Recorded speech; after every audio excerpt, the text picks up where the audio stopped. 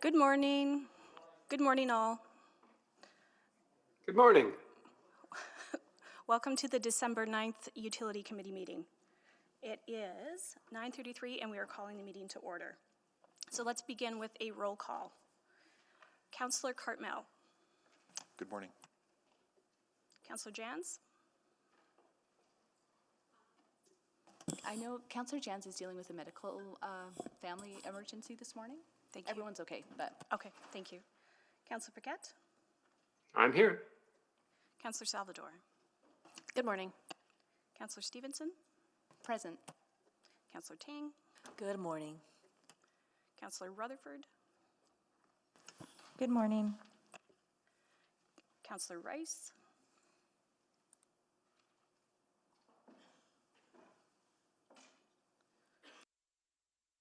I see you, Councillor Rice. Councillor Wright. Good morning, I'm here. Anyone else joining us this morning? Yeah, Councillor Principe. Sorry. Oh. Thank you.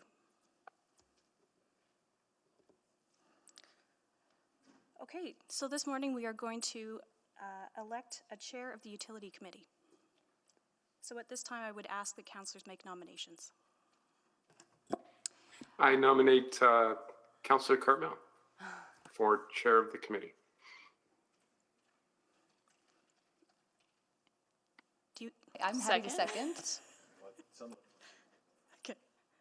Well, I was just about to nominate Councillor Paquette, but maybe that was a preemptive strike. I do not accept. Councillor Cartmel, do you accept? Yes. Okay, let's vote, please. Yes for me. I am a yes.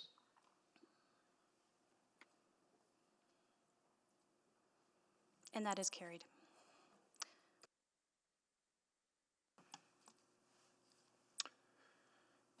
Thank you. Thanks, everyone. I appreciate the vote of support there. So I guess that takes us to the election of vice chair. So at this time, I'd ask for nominations for vice chair of the Utility Committee.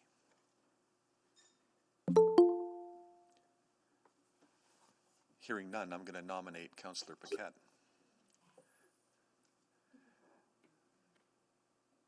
Well, I kind of want to nominate Councillor. Well, I won't. I will accept. I'll second that. We can get into a duel if you want. Any other nominations? And I heard Councillor Paquette accept, so if we could please have a vote on the nomination of Councillor Paquette for vice chair. Yes from me.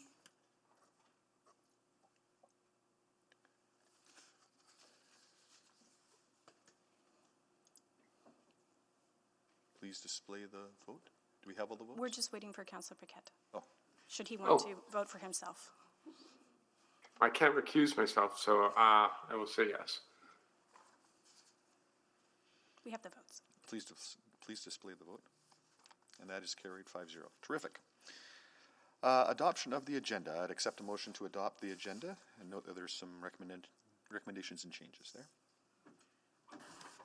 I'll move the adoption of the December 9th Utility Committee agenda with the following changes. Additions of 6.4, change to attachment 5, 6.5, bylaw 19919, waste services bylaw 18590, amendment number 5, and 6.5, bylaw 19919, waste services bylaw 18590, amendment number 5, attachment 2, side-by-side comparison. Thank you. Please vote on adoption of the agenda.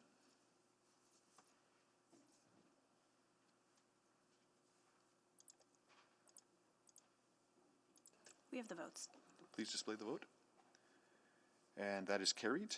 Minutes, we have none. Protocol items, I'm not aware of any, but I will at this time like to put forth a land acknowledgement and acknowledge that this is the place where we gather today is the traditional land of Treaty 6 territory. and that we thank the diverse Indigenous peoples whose ancestors' footsteps have marked this territory for centuries, including the Dene, the Cree, the Saulteaux, the Nakota Sioux, the Saulteaux, the Nakota Sioux, the Blackfoot peoples. And we also acknowledge this as the Métis homeland and the home of the largest concentration of Inuit south of the 60th parallel.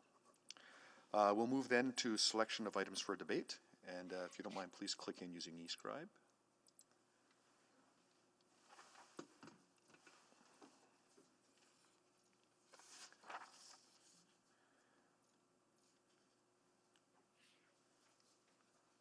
Sorry, my token has expired. Go ahead, Okay. Councillor Stevenson. Sorry about that. I'll select 6-1 and 6-2. That is all. Councillor Tang? 6-4 and 9-1.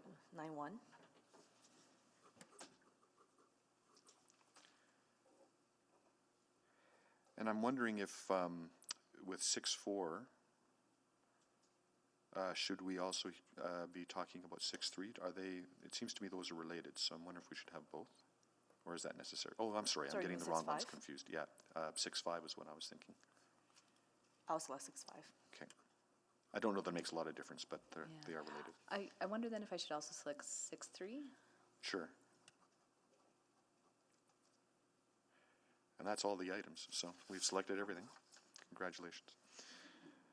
Votes on reports not selected, we have none. Requests to speak, we have none.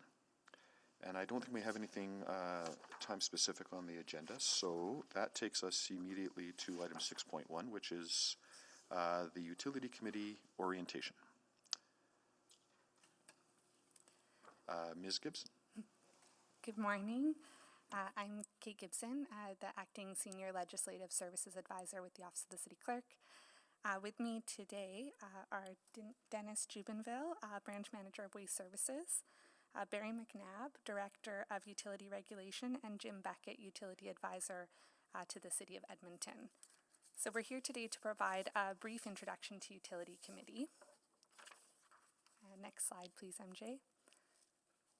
To help orient you as you assume your roles as Utility Committee members and proceed through today's agenda, we will review the committee's mandate, the utilities that you will oversee as committee members, and the role and responsibilities of the city's utility advisor. Next slide, please. So, taken directly from the Council Committee's bylaw, the mandate of Utility Committee is to provide oversight over all municipal public utilities and non-municipal public utilities, including rates, governance, policies, and operations. Next slide, please. Council is ultimately responsible for oversight of Edmonton's public utilities. Utility Committee makes recommendations to Council on all matters within its mandate.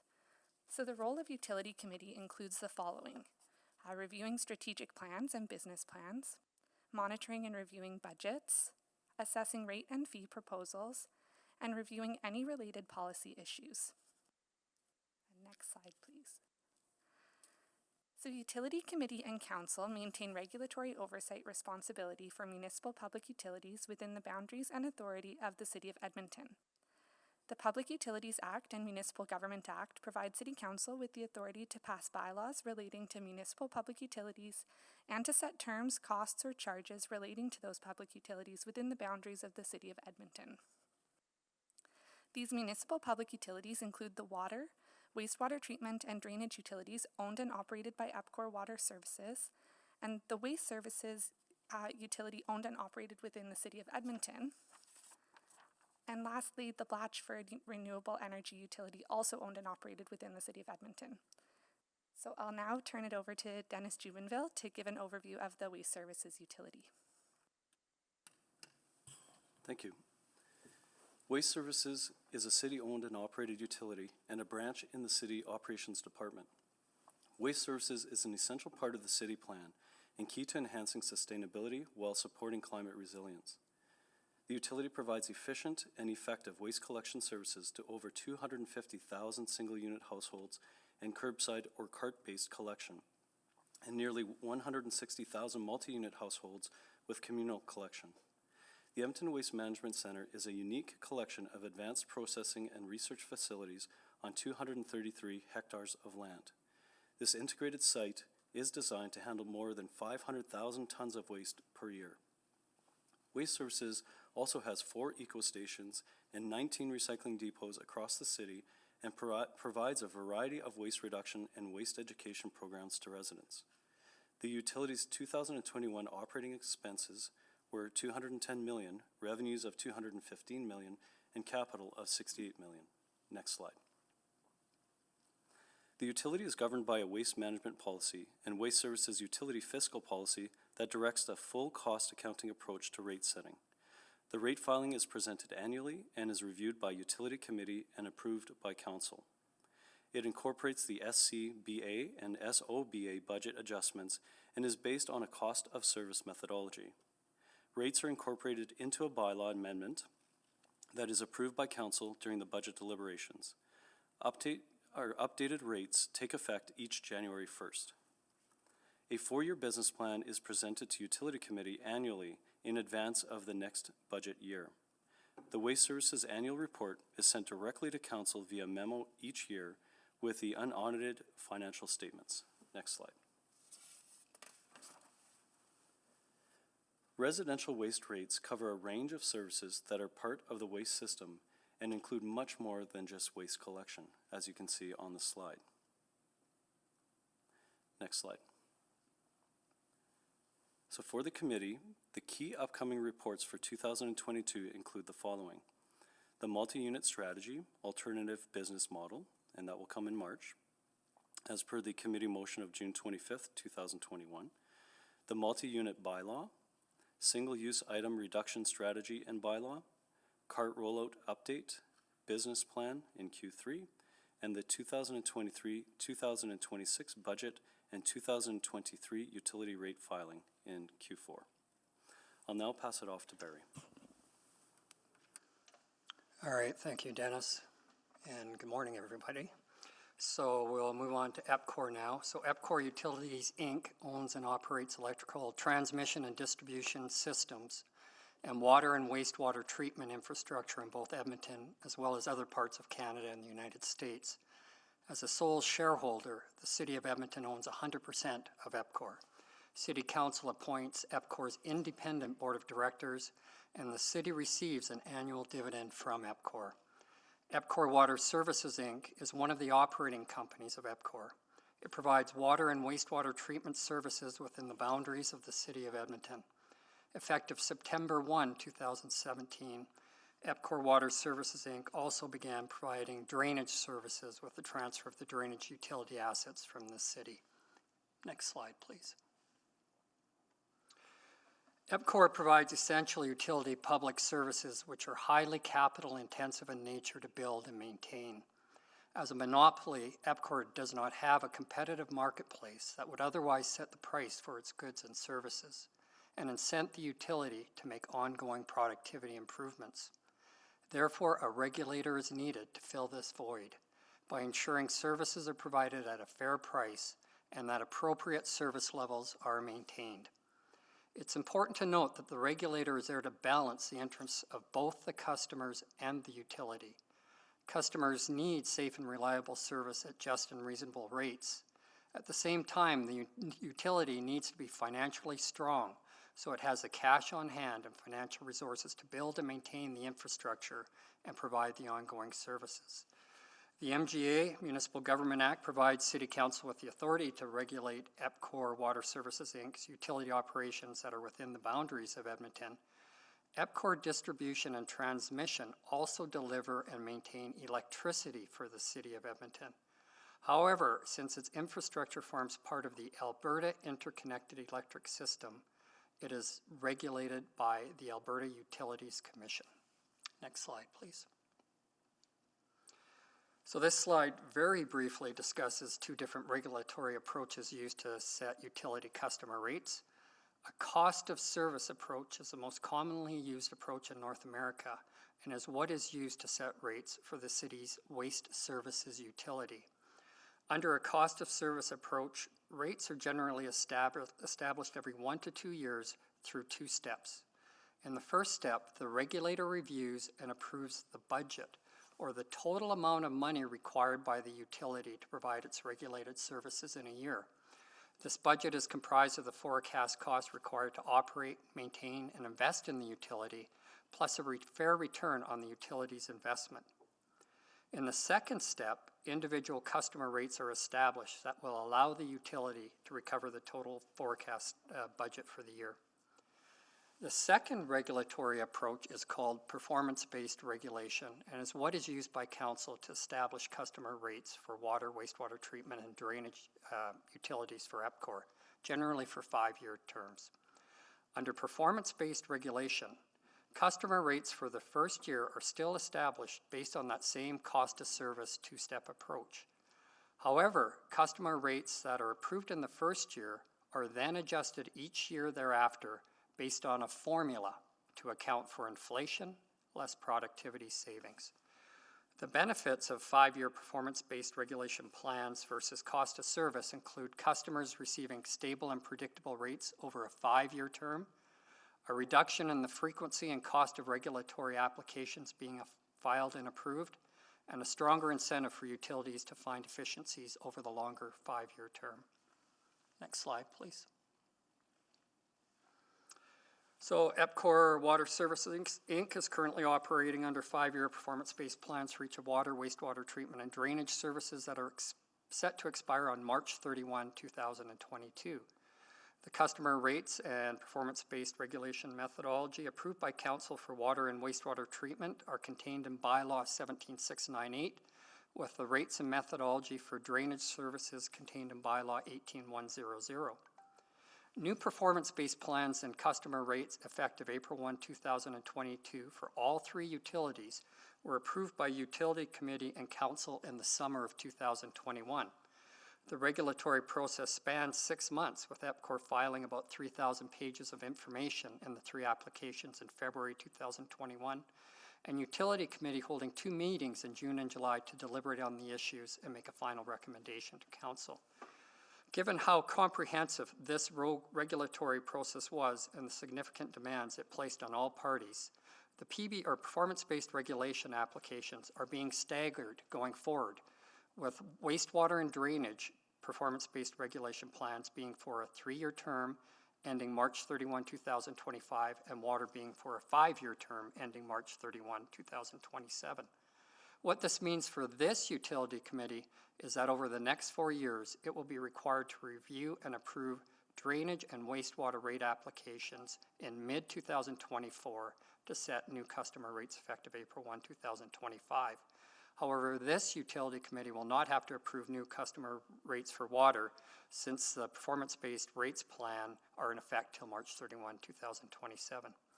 So in addition to the performance-based rate application in mid-2024, EPCOR Water Services Inc. will also be bringing forward periodic operation and financial updates to the Utility Committee throughout the year for information and feedback. So moving on to the Blatchford Renewable Energy Utility, just provide a bit of background here since we'll be discussing the regulatory approach in a few more minutes when we present the 2022 rate filing. So Council approved the creation of Blatchford Renewable Energy back in 2016. The utility will and is providing heating, cooling, and hot water through a district energy sharing system using renewable energy sources, including geoexchange and sewer heat recovery. The utility is being constructed in phases to match the development of the overall Blatchford community. The first 8 customers were connected to the utility in 2020, with over 16,000 customers being served once the community and the utility are fully developed. Energy Center Number 1 was commissioned in the fall of 2019 to serve the initial 3 stages of development.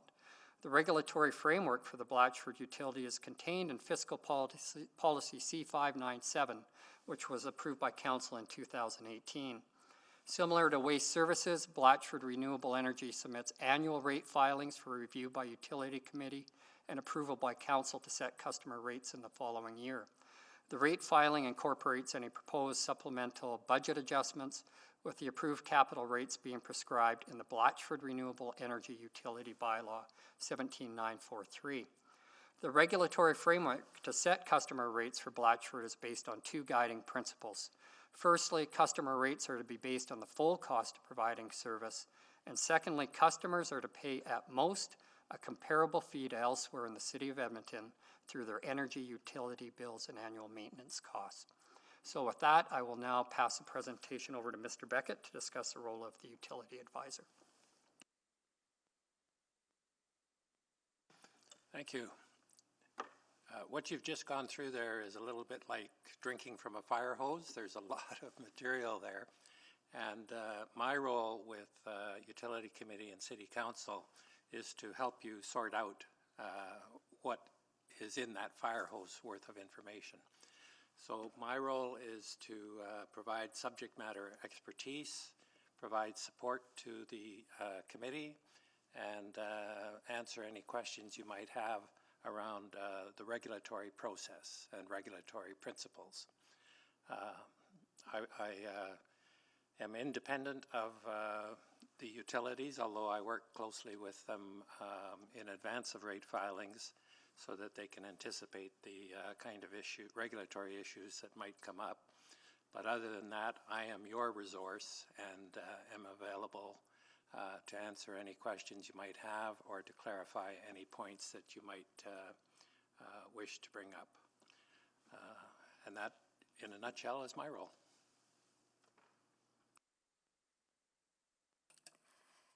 Thank you. So in conclusion, Utility Committee discusses and debates utility policy issues and the utility financial framework and makes recommendations to City Council.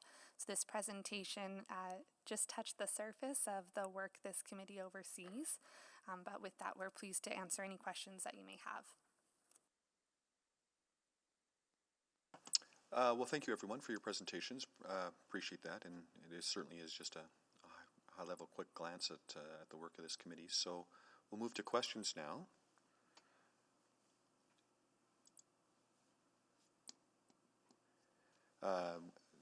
I saw Councillor Paquette's name first, so Councillor Paquette. Oh, I'm happy to defer. I was just trying to get the ball rolling. Well, you're up now, so go ahead. All right. Well, thank you, Mr. Chair. So that's a good overview. Very sparse on details, but that's the way it has to be because it's an introduction. But one thing that occurs to me, and I remember this so clearly, we're going to be getting reports with incredibly dense amounts of information. And councillors may be looking through these reports and they might not know what to focus on. And I know that in the past, everyone has done everything they could to present a very clear report. But that report often doesn't really encapsulate all of the information contained in the report. So I'm just wondering if there's some way, and I know it's a Herculean effort, but is there some way to provide reports to committee that really detail not just like the high level stuff, but maybe an addition to the report that actually sums up what councillors will find in the rest of the item that they have to read, sum up the key points that they might want to pay attention to. I know that's a really difficult question because it's like, well, we give you all this information so that you can tell us what we should pay attention to. But as a first year on utility committee, I carry with me the fact that there was a lot of confusion on my part, and if it hadn't been for, frankly, Councillor Henderson to explain things to me, it would have taken me a lot longer to catch up. So you understand the sort of tenor of my question?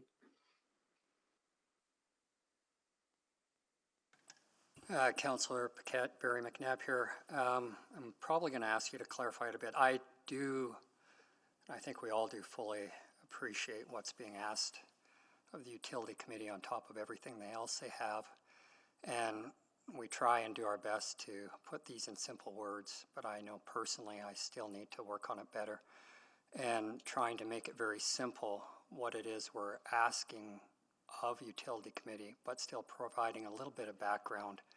And it's a difficult balance, not to overwhelm you with information, but still highlight what you need to make a decision. And so I'm probably going to ask, so I appreciate the issue. I'm probably going to ask for a little more clarification on maybe what you're hoping to see, whether it's in the reports themselves or whether there's some information sessions leading into next year, whether that would be more helpful.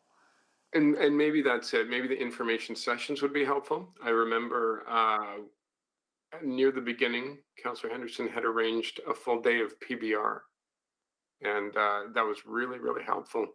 But then just small reminders throughout, the meet, like in our reports embedded, like maybe even a glossary of terms, for example, or an expansion of acronyms. Because I'll tell you, like now I read the reports and I'm like, okay, I get it. But at first it was incredibly difficult, and I just felt that I could have been a better governor if I'd had some of those little bits of reminders and information. Does that make sense? Yeah, absolutely. Yeah, okay.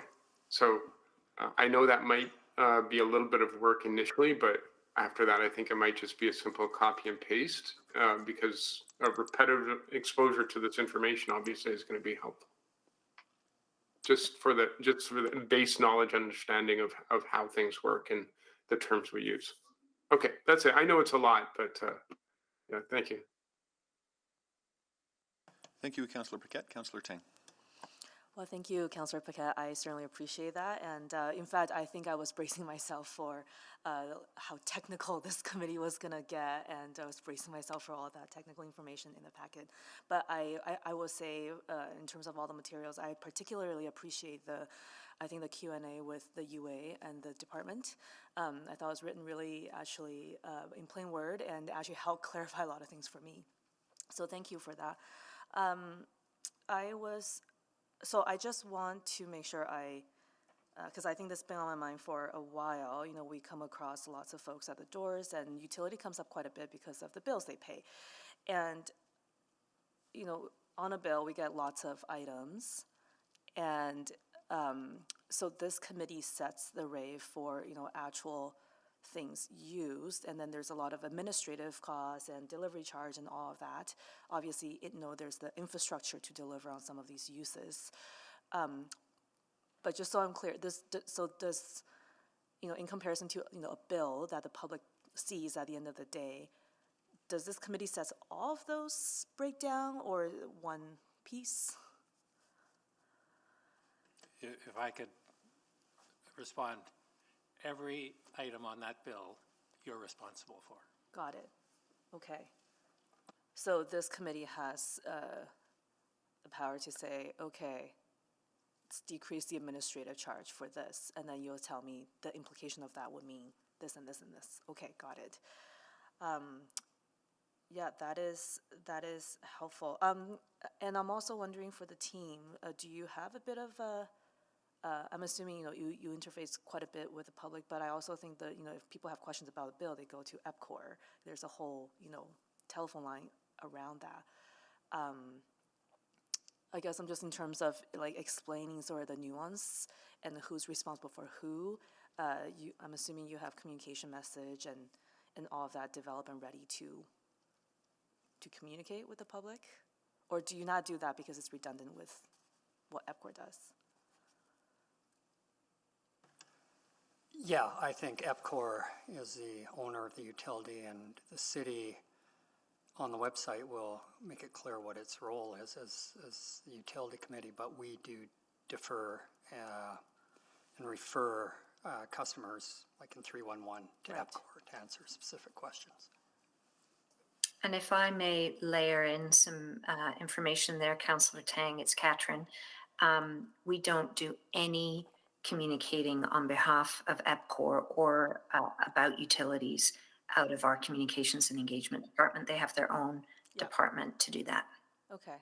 I think what I was wondering is, like, other than delivering the service, how much interface do we have with the public, and do we, anyways, so I think that's clear. And then I guess a question for Mr. Beckett. you know, your role covers so many different types of utility. So you're more of a generalist, right? Well, my background was electricity and natural gas regulation, but the regulatory principles are portable across all utilities. Got it. That's helpful, actually. I was curious if over the years, in your work experience, you have a particular area, but it's good to know that if we see certain regulatory framework for one area, you know, there are certain things we can expect for the other areas too. Okay, thank you. Back to you, Mr. Chair. Thank you. Councillor Stevenson. Yes, thank you, Mr. Chair, and thanks for the presentation this morning. I have some incredibly basic questions, or maybe just one incredibly basic question. You know, I understand our relationship with EPCOR in terms of being a sole shareholder and receiving dividends in that way. I guess, yeah, I'm just having a bit more trouble sort of understanding the relationship with the embedded utilities and what our relationship is there, what sort of the expectations are. Like if fiduciary duty is the right word, but for example, you know, to Councillor Tang's point, if we did say, like, are we allowed to operate at a deficit, for example, if we wanted to provide some sort of relief to residents and support that through the tax base, or are there restrictions about how the utility is cross-funded with tax dollars? I'll start and take a shot at that. So there is a revenue policy that council approved, and I'm not calling it the right thing, last year. And one of the principles is that if you have a utility, customers of those utilities should be paying the full cost for that utility. So the idea is that any costs related to a utility should be moved into that utility, and you set rates to recover those costs.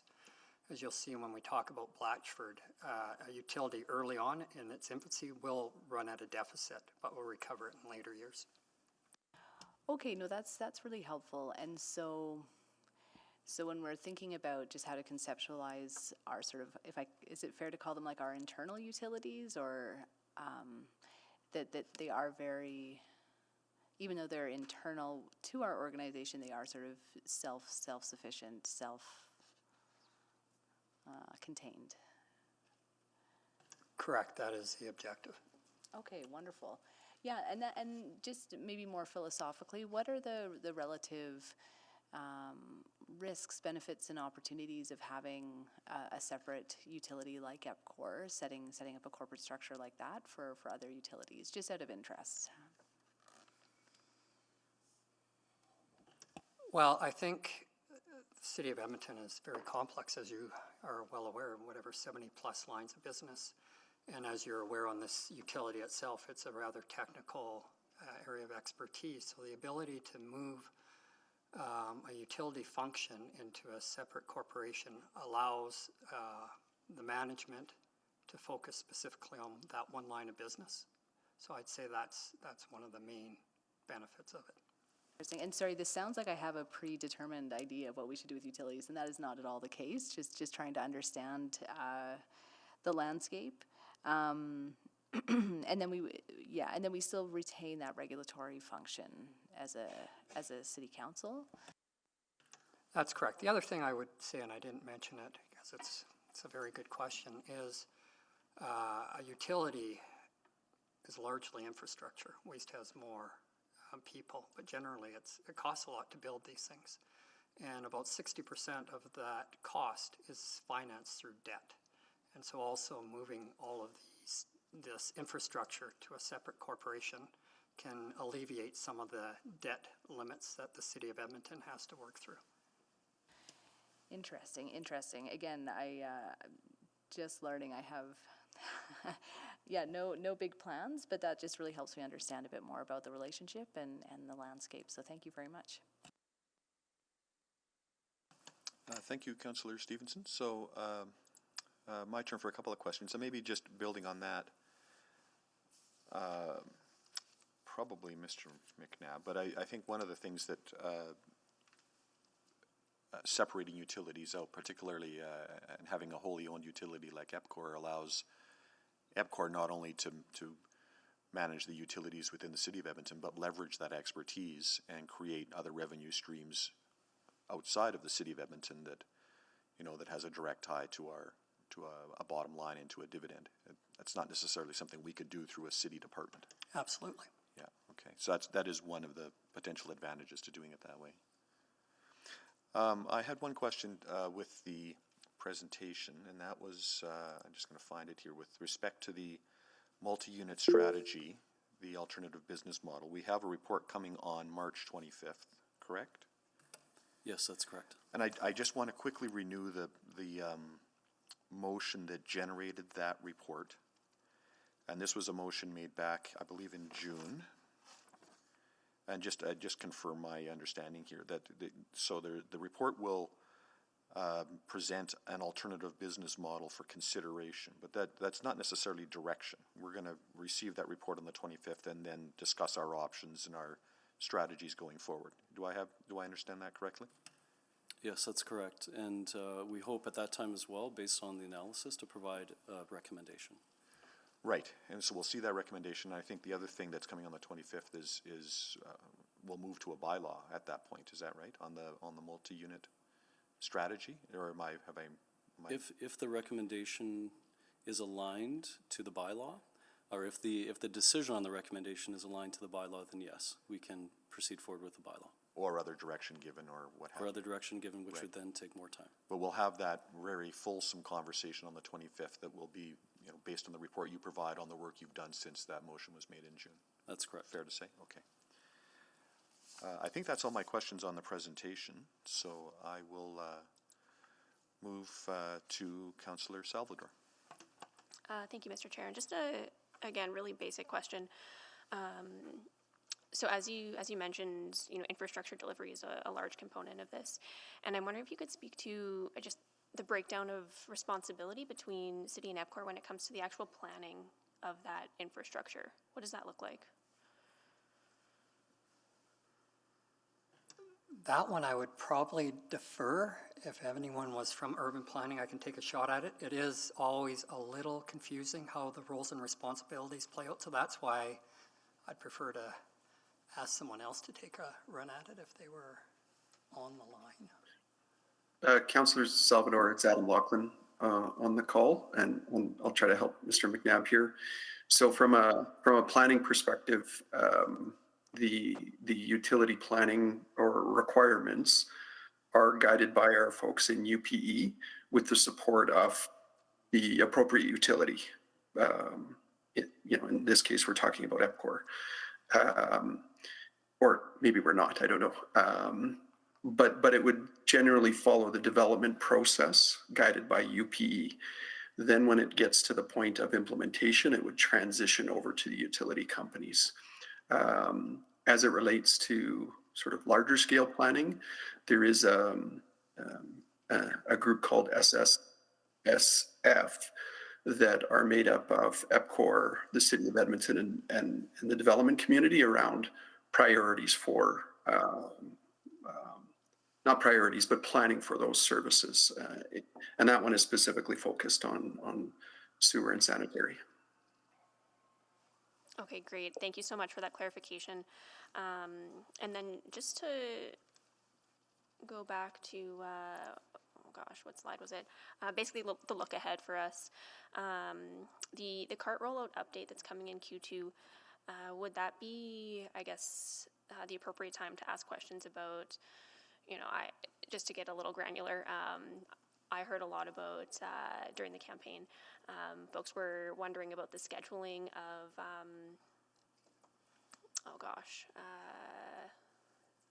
like collection for leaves and twigs and yard waste. There we go.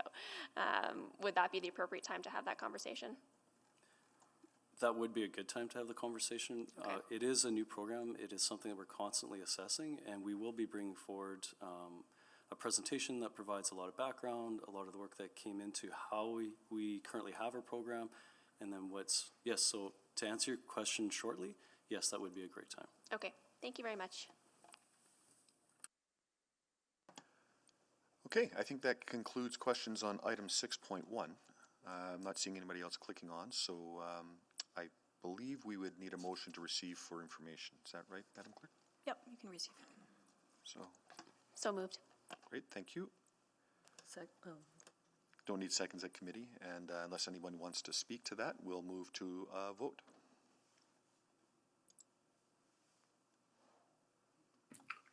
Maybe I'll just say 2 words, Mr. Chair.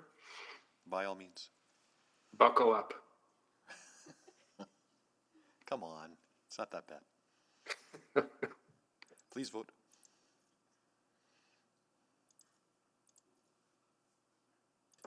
We have the votes. Please display the vote. And that receipt of information is carried.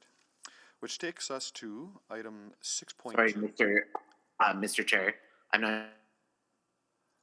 Yes, Councillor Jens, how can I help you?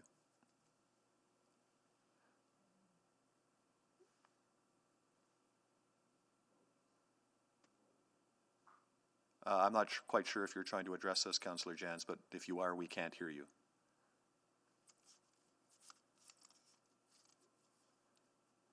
Okay, well, let's then move to item 6.2 and move to the presentation.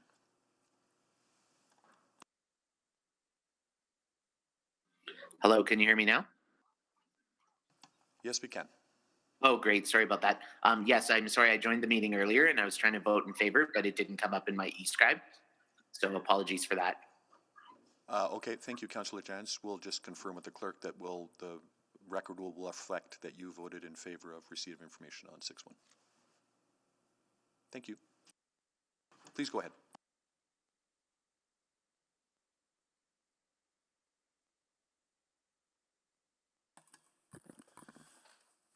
Good morning, Mr. Chair. Good morning, councillors. My name is Christian Felsky. I'm the Director of Renewable Energy Systems with the Integrated Infrastructure Services Department.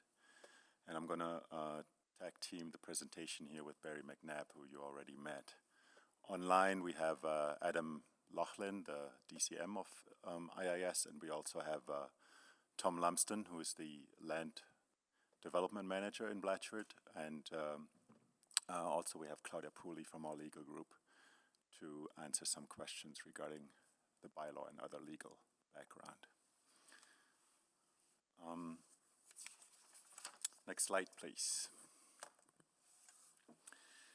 So we have 2 reports going today before the Utility Committee, FCS 807 and 808. In the reports and presentation, we discuss the necessary adjustment of the approved operational budget for 2022 to reflect the pace of the development and utility connections, and continuing with the prospect of stable and consistent rate increases, we are presenting the 2022 rate filing and the new proposed utility rates. FCS 808 provides the necessary amendments to the utility bylaw 17943 to reflect these new rates and to clarify builder responsibilities for installation cost. But before we getting into that, we would like to take the opportunity to provide some further background on the Blatchford project and its integrated renewable energy utility. Next slide, please. The original vision statement City Council approved for Blatchford revolves around renewable energy and carbon neutrality. Edmonton has fairly high per capita greenhouse gas emissions, and emissions from buildings represent approximately 40% of these. Incorporating renewables and getting to carbon neutrality remains ambitious and timely, also under the background of the climate emergency. Early energy concepts for Blatchford included biomass or deep geothermal systems, but as we looked for solutions fit for Edmonton's climate and the development location, the move and decisions was made towards district energy. This vision remains our guide, and we continue to work closely with the Blatchford Redevelopment Office to achieve this vision. Next slide, please. Blatchford Renewable Energy fits within a community energy strategy that is integral to the entire Blatchford project. It means conservation of energy through high-performance buildings, high-density community, and integration of sustainable transportation options. It also means an efficient district energy sharing system, use of heat pumps, and incorporation of renewable energy. As Barry has already mentioned, the utility in its first stages uses GeoExchange as its renewable heat source, essentially underground waste heat through 570 boreholes 150 meters below ground, then upgraded through high-efficiency central heat pumps.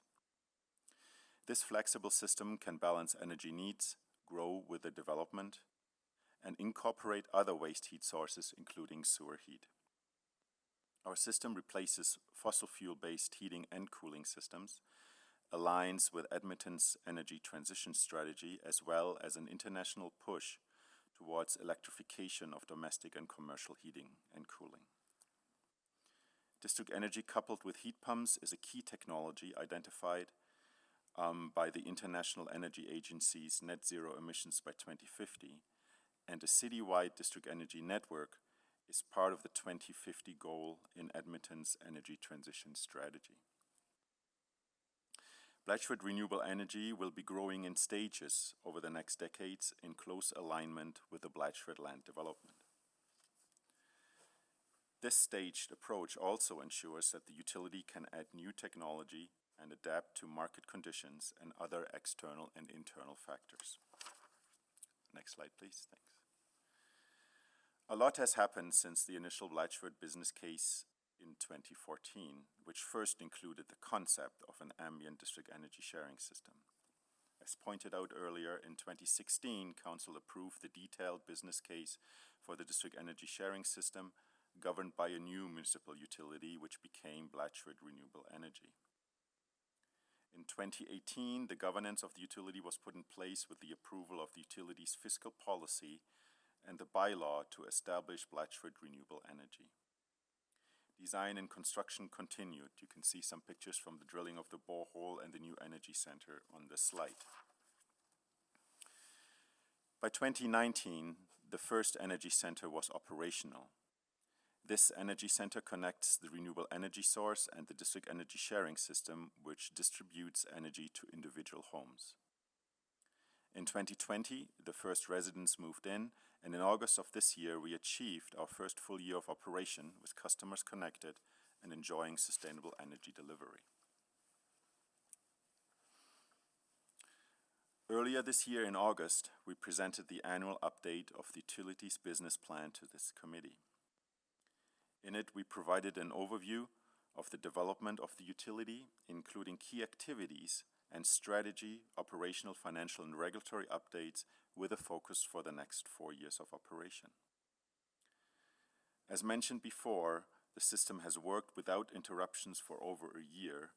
The variability and comfort of the system has provided heat through cold periods in its first winter and cooling during the heat wave in June and July of this year. Continued focus remains on the operational growth of the first energy center. Initial energy data will provide valuable information about future operational performance. Planning and design activities at Blatchford Renewable Energy have focused on the extension of the distribution piping system, for example, into the NAIT areas, and the design of the sewer heat recovery energy center.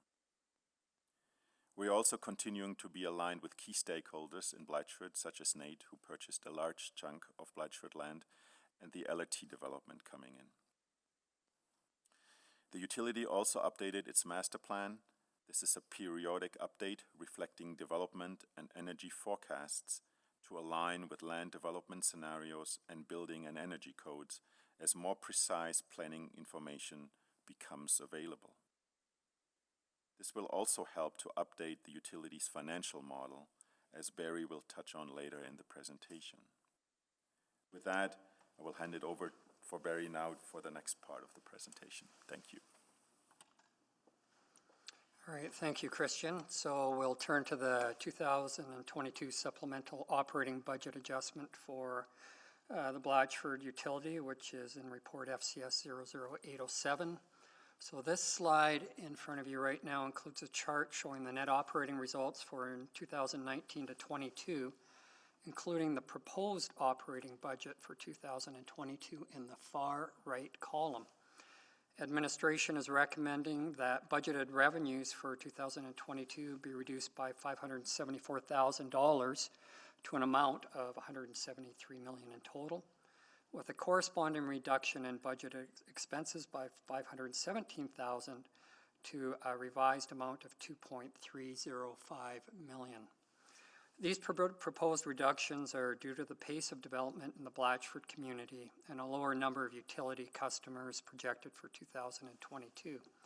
We're currently forecasting 40 townhouse customers by the end of this year, increasing to a total of 106 customers by the end of next year. The proposed net operating budget for 2022 will increase slightly from a net operating loss of $2.075 million to $2.132 million. However, the cumulative operating results for the 4-year budget cycle for Blatchford Renewable Energy from 2019 to 22 are projected to be $1 million favorable to budget in total. And although revenues have been lower than budget in each of the 4 years due to a lower number of utility customers, expenses have been reduced by an additional amount due to lower operating and maintenance, billing, and financing costs. Next slide, please. All right, so this is where Councillor Paquette would say to hold on, but it's not bad. So we're now going to move on to the 2022 rate filing and regulatory methodology used to establish customer rates. As Christian mentioned, in March 2016, the updated business case for the proposed Blatchford Renewable Energy Utility was presented to Council. There were 4 key regulatory elements of the business case that have carried forward into the development of the fiscal policy, the approved budget, and the annual rate filings to set customer rates. The business case was modeled on the principle that utility rates would be based on the full cost of providing service, which we just talked about, with Blatchford utility customers paying at most a comparable fee to what is paid by residents elsewhere in Edmonton. In order to achieve this principle while ensuring the utility would be financially sustainable in the long run, the business case identified the need for non-refundable cash infusions or government grants, for example, to pay for the initial stages of the infrastructure. The business case also used, here's one of these buzzwords, a levelized approach to set utility customer rates over a 50-year period. So this approach recognizes that there are very few customers in the initial stages of the utility's development, and it would not be practical for customer rates to cover the full cost of initially constructing and operating the system.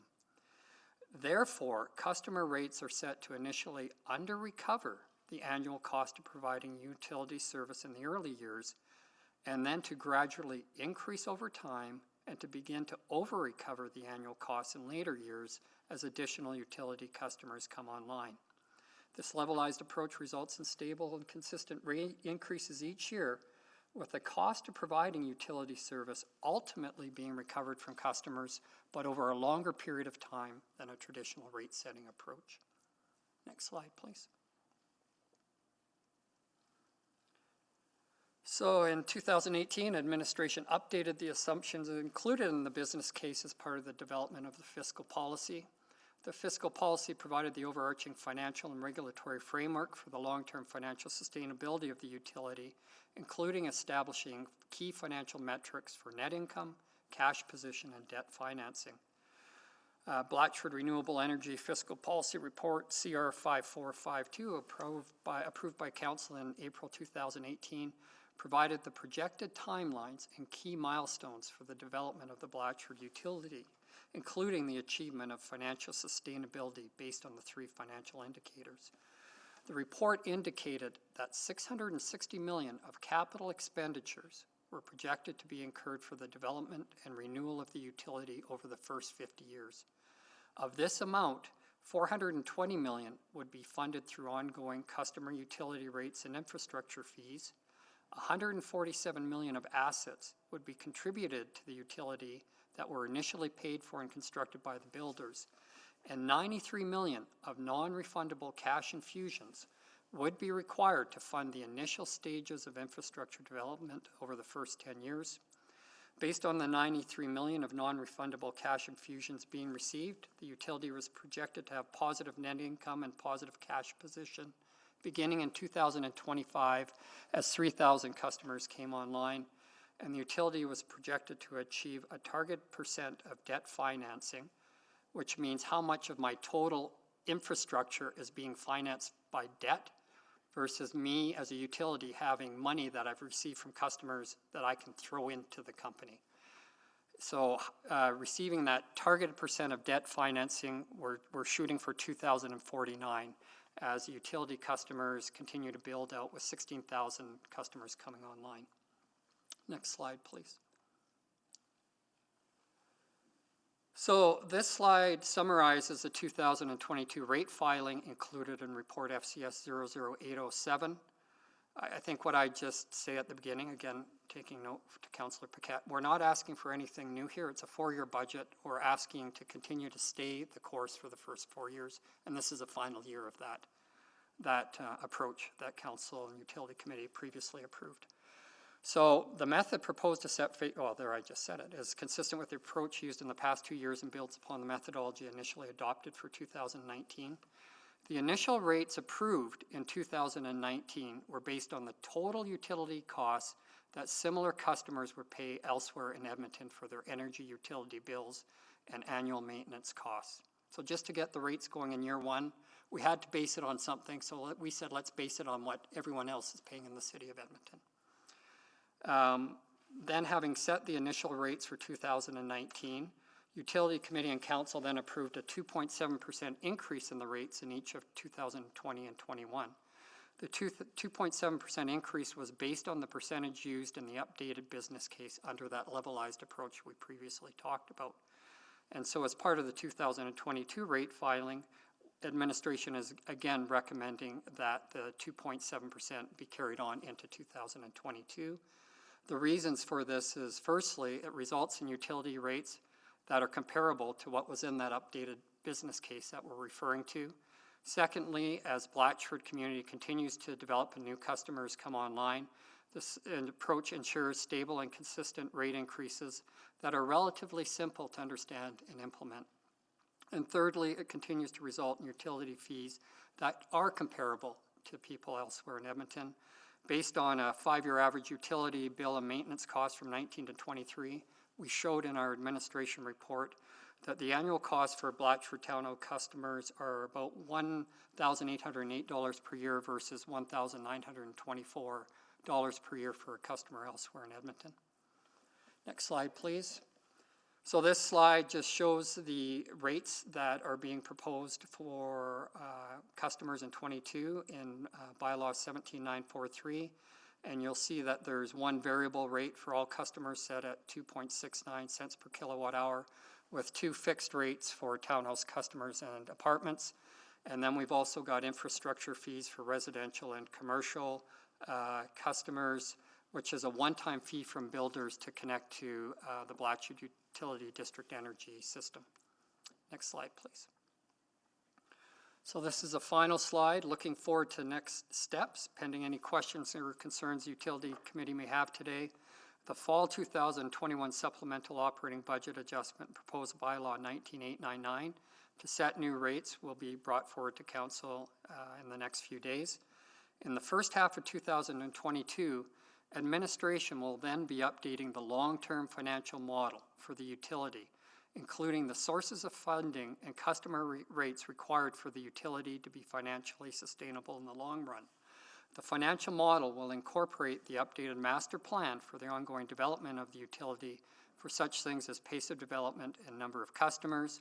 It will also update key assumptions, including the forecast carbon tax, long-term debt rates, and the cost of gas and electricity. We'll then be back in front of Utility Committee later next fall, presenting the 4-year capital and operating budget for 2023 to 26, along with the proposed 23 annual rate filing. And this rate filing may include certain enhancements to the overall rate design, along with an updated proposed escalation rate from 2.7%. So that concludes the presentation, and we'd be happy to take any questions you may have. Thank you. Thank you. Thanks for the presentation. Lots of information there. So we'll go to questions now from committee. Oh, actually, first of all, before we do that, I had two thoughts. The first one was, should we cross-reference 6.2 and 6.3 at this point? Because essentially 6.3 is the bylaw that would crystallize the conclusions of the rate filing. So questions on both would be appropriate at this point. Does that make sense? Traditionally, they are cross-referenced. They are, okay. So let's, and I don't think that takes a motion or anything. We'll just cross-reference 6.2 and 6.3, or does it take a motion? It's the same item, so you can do it together. You can do it together. Okay, thank you. So that was the first question. The second question I had was, would it be appropriate to go to Mr. Beckett at this point and see if he had any comments on what's been provided? I don't want to put you on the spot, Mr. Beckett, but my understanding is you have the opportunity to review these rate filings, particularly before they come to committee, and you may have some introductory comments or concerns or kudos that you might want to offer. Certainly. When it comes to rate applications, this is one of the simpler ones you're ever going to see. Increase the rates by 2.7% and wait for the utility financial update that will tell you whether or not this utility is going to be sustainable. So that part of it is very straightforward. But in the longer term, you do have a major issue facing you with this utility, and that's the fact that without some additional cash infusion, without some financial engineering, this utility will continue to suffer from an under-recovery of the revenue necessary to support it. But on the material that you've got in front of you right now, like I say, it's pretty simple. Increase the rates by 2.7%. That's consistent with the precedents that have been set and the policy that's in place, and go from there. Great, thank you. So we'll move to questions then of committee, and we'll start with Councillor Stevenson, I think, was actually first this time. How odd. This list is always a wild card. Yeah, thank you so much for the presentation. Really appreciate it. I'm very excited by this this project. Very excited to have it in my ward. So, yeah, if you don't mind, if the committee will indulge me, I do just have a number of questions just to get fully up to speed on it, and asking them now, I think will save them down the road. But maybe I'll start at the very high level. So the updated long-term financial model that's being brought forward, I guess I just have a question about, sort of the overall vision of what we see happening with this utility. And I think about, again, I know that there are problems, I know it's not perfect, but I think about the dividend that we get from EPCOR and think about that planning that was done decades ago and sort of how it's put us in this really positive place right now in many ways. I also feel that, we're really developing some expertise in this very new field of energy creation and delivery. And so just wondering if there is discussion or consideration of a long-term vision in terms of it becoming a separate business, corporation that's expanding this in other areas, or I did sort of get a bit of a hint in the report about maybe we're just going to get it going, keep it running, and then hopefully another utility will come over and take it over at a certain point. So just, wanting some thoughts on that. Certainly. Maybe I'll start, Councillor Stevenson. It's Adam, and certainly Tom or Christian can support.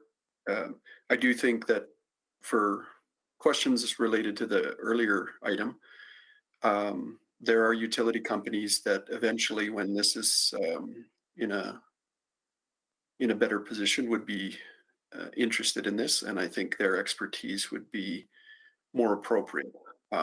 That doesn't exclude us as the city from pursuing those opportunities, especially when it's linked to the energy transition strategy and the opportunities we see. And an example is the downtown district energy, again, where we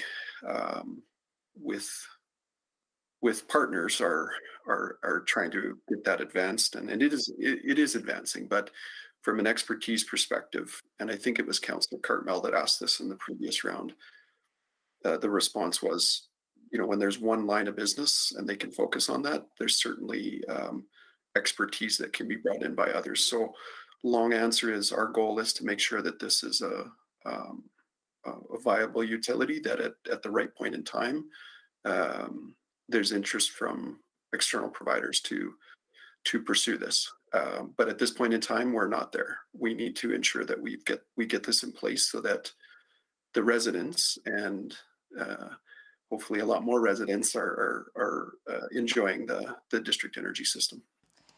Great, and so there would be sort of a very clear decision point where we as council would get to have that fulsome conversation, would we, in terms of which direction we go, we hand it over to another provider, or we kind of create something further ourselves? Absolutely. To the earlier conversation, you would have that conversation at utility committee, and ultimately it would be a council decision. Great.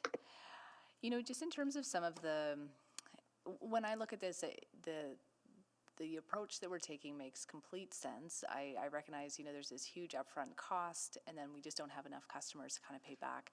I think sometimes, you know, the optics and how it's portrayed, it's sort of this like terrible money pit. But is my assumption correct that this wouldn't be too dissimilar from, you know, a coal-fired power plant? Presumably, they're not running a cost recovery model within the first year of opening up a significant infrastructure project like that. Is that a fair assumption? No, that would not be a fair assumption. Under the regulatory process here in Alberta, a new coal-fired power plant is completely included in rate base on the day that it begins production, and customers pay for that. But you have to recognize that that's spread over a much, much larger base. And so the impact of that is not as much of an impact on customers as we're seeing here. Normally, for starting up a utility, if it was owned by investors would eat this shortfall in the short term in anticipation of making money in the long term. But because this is not an investor-owned utility, but a city-owned utility, they've adopted the approach of under-recovering in the short term with the anticipation that over-recovery in the longer term will allow them to pay back the debt. Okay. I would just, not to dispute Mr. Beckett's assessment there. It was council's decision on the under recovery in terms of ensuring that there's a fair, there's equity in terms of what another user would pay for a similar utility. Thanks, I'll come around, but thank you for the response. Thank you. Councillor Tang? Thank you so much for the presentation. Sorry, just a follow-up question to Councillor Stevenson. So what would you say is the time horizon for that conversation in terms of exploring other utility providers? Is this 5, 10, couple decades? I think it depends how the next years are developing. We're at the start of the utility with like now 20 or 40 people connected. I would say, depending on the growth of the utility over the next year, I think there'll come a time when we reach certain milestones and where this conversation is probably better suited than right at the beginning of it. I could also add, it's the development's market driven, so it's as we get more customers, as we're talking about, as the development grows, you know, when we have about 1,000 customers, say, and we're targeting 16,000, would probably be a time when a utility might be interested. Okay. And if I could just add one thing, the reason the city wants to get the utility off the ground to begin with is we have a better opportunity to get government grants as a city. And also, as a city, the cost of debt is cheaper and we don't require a return, so it's cheaper for the city just to get it off the ground. Gotcha. And then did I see in one of the slides that sort of the target year to kind of come out even or over recover is 2025? Or did I? No, that's correct. Now that was based on the updated model in 2018. And 2025 assumed we'd get this 93 million of government grants or some other Right. so we haven't received any of that. So come the summer, we'll redo the model and give you an update. That's great. And then, apologies, this is going to be a thread of perhaps basic questions because I'm less up to speed on this. And then when you talk about grants, did I see somewhere that like Alberta Innovates, for example, is one of them?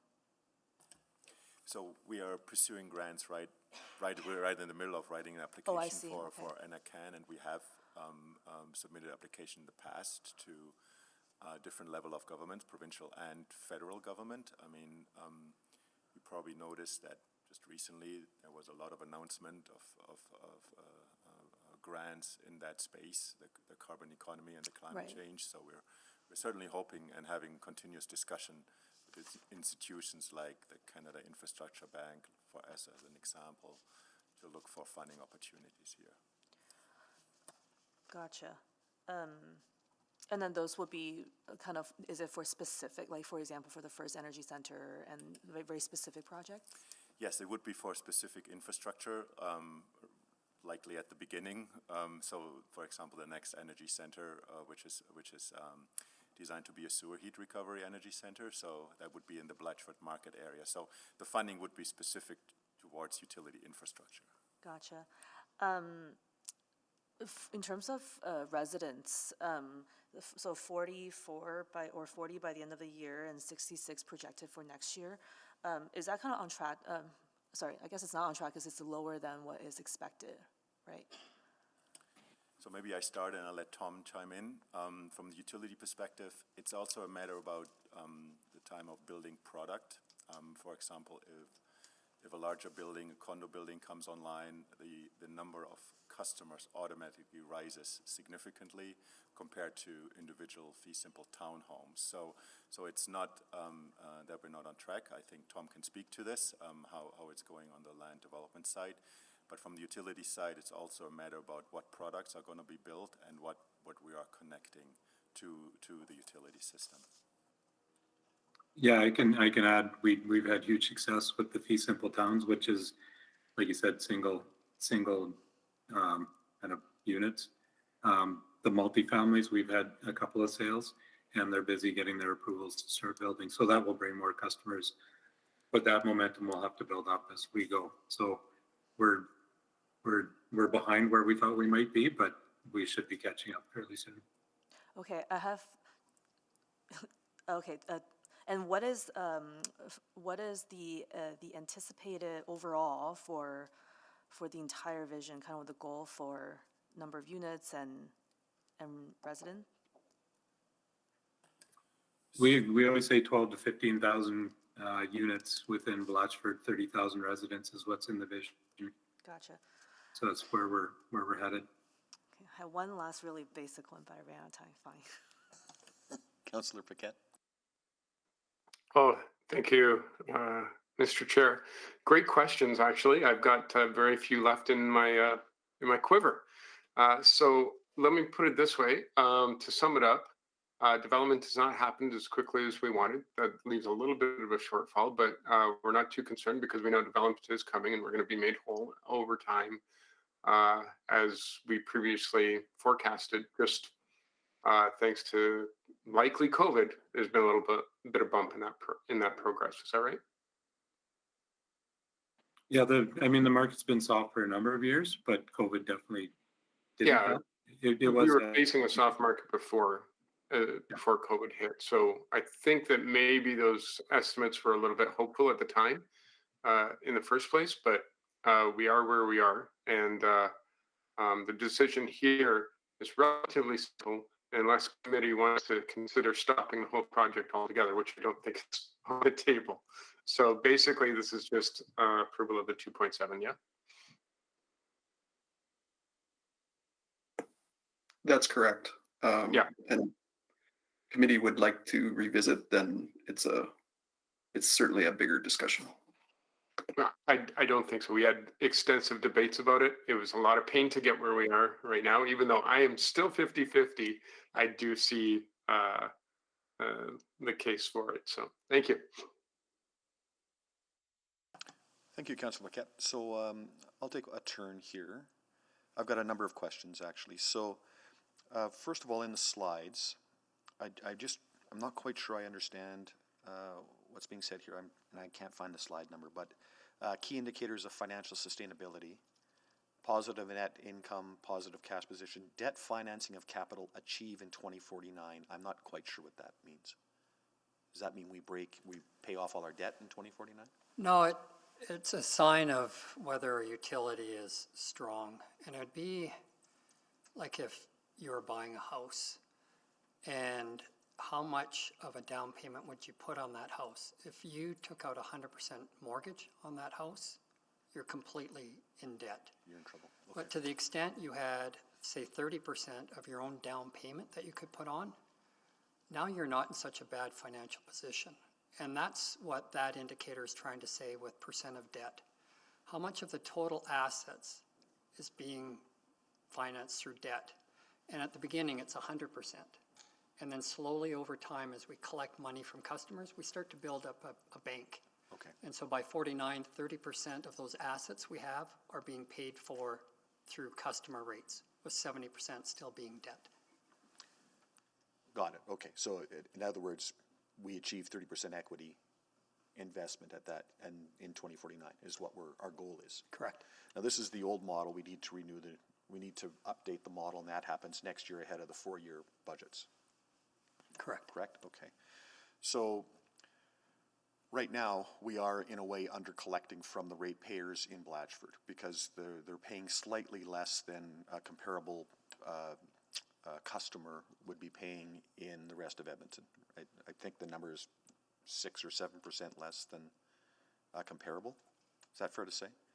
So for instance, town home utility costs $18.08 versus $19.24 for the city of Edmonton. It's sort of a tricky question you just asked. Okay. I'm going to give you two answers if you don't mind.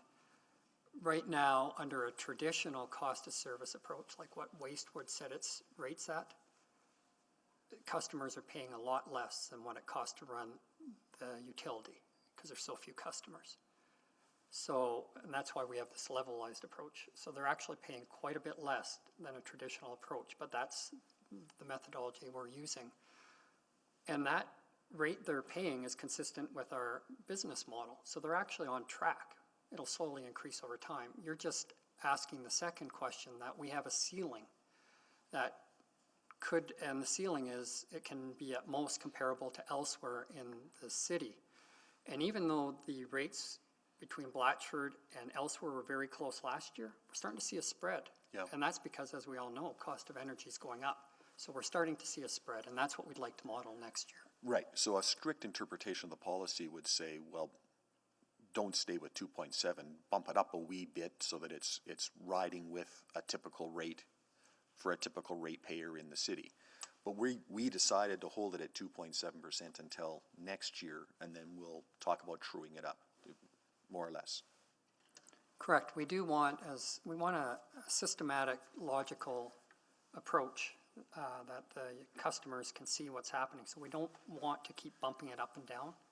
We definitely want to keep, because we need money in the utility. Sure. Yeah. So we want to increase the rates as much as business as usual will allow us, but we want to do it at a more logical time. So we want to rerun that model. A big factor is the carbon levy. The model only assumes it stops at $50, but the federal government has it going to $170. Well, there's a gazillion factors, Yeah, right? and The that's- cost of yeah. natural gas, the cost of labor to do further investment, the cost of development. I mean, the model has so many different variables, right? That Correct. we'll talk about, yeah. But I really just want to kind of dig into this so people understand. It kind of goes back to Councillor Stevenson's question.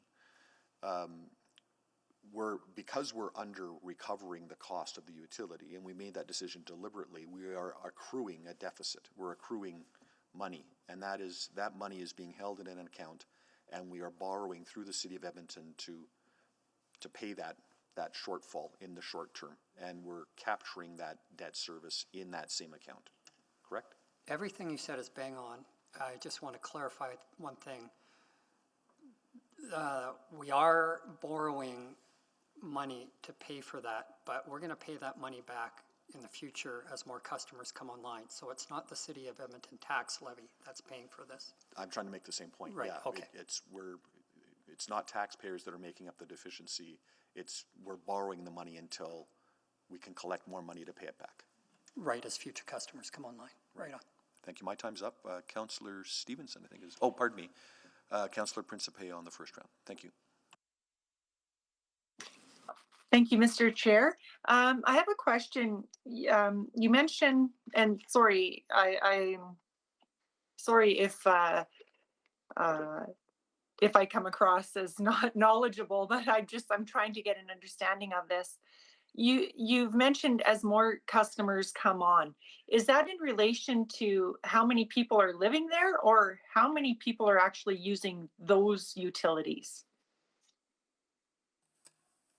Yes, that's a function about people coming and build and people coming and move and live into Blatchford.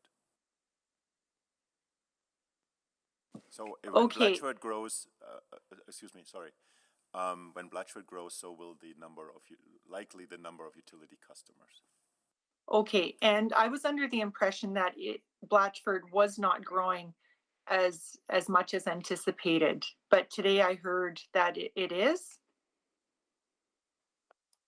We're trending towards the business plan. It's delayed from the beginning, but we're making progress as it was anticipated. It's just delayed by a few years.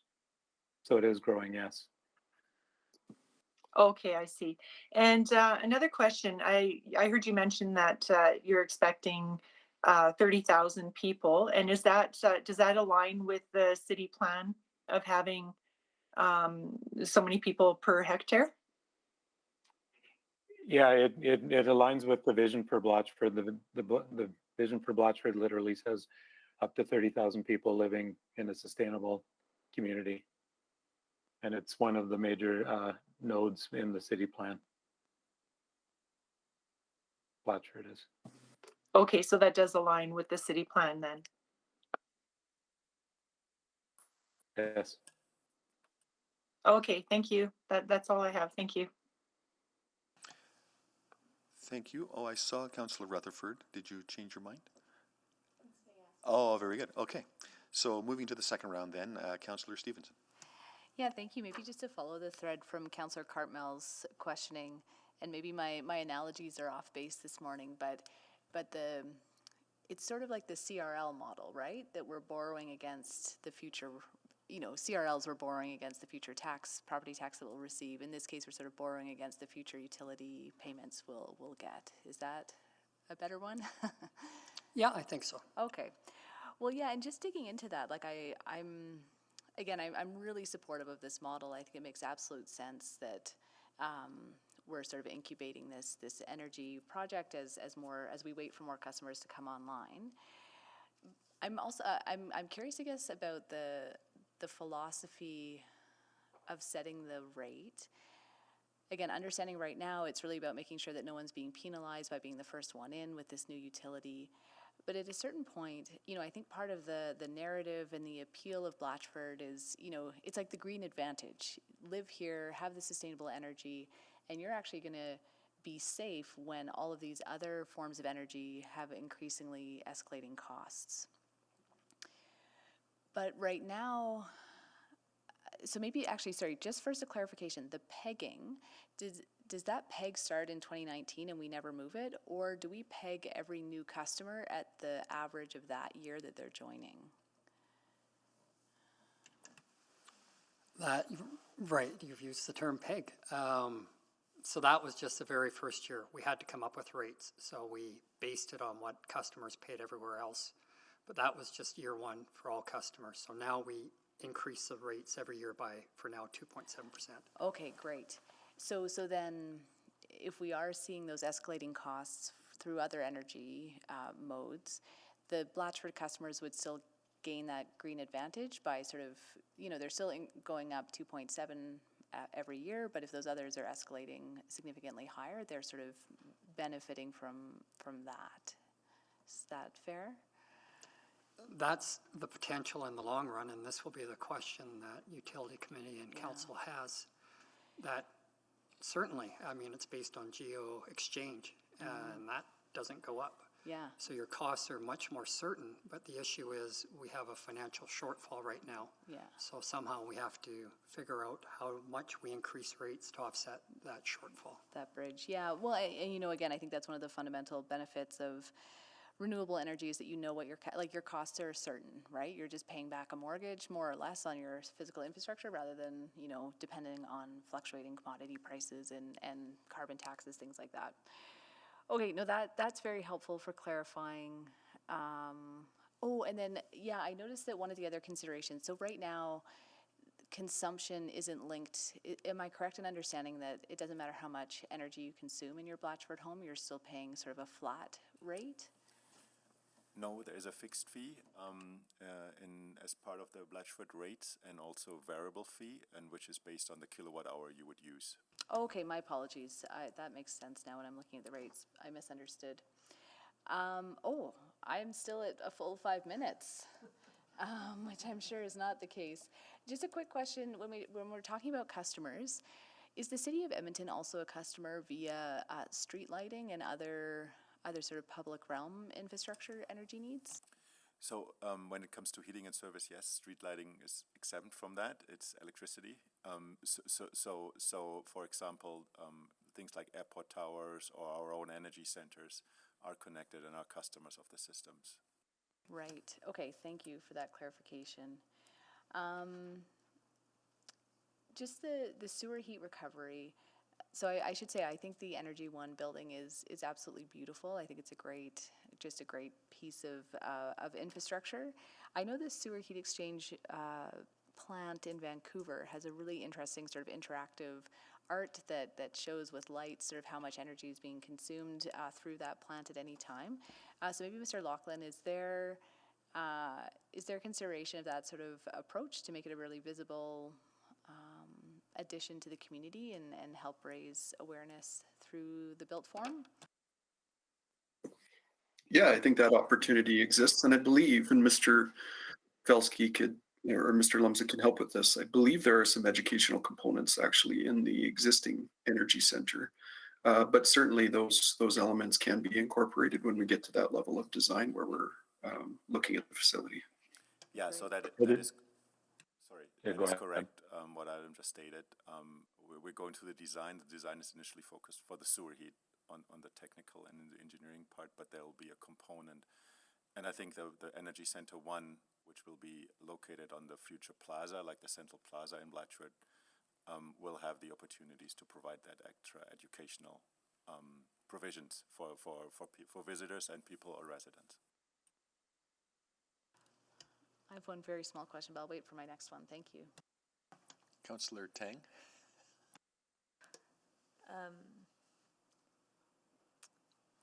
Okay, I think I have 5 minutes, not 1:15.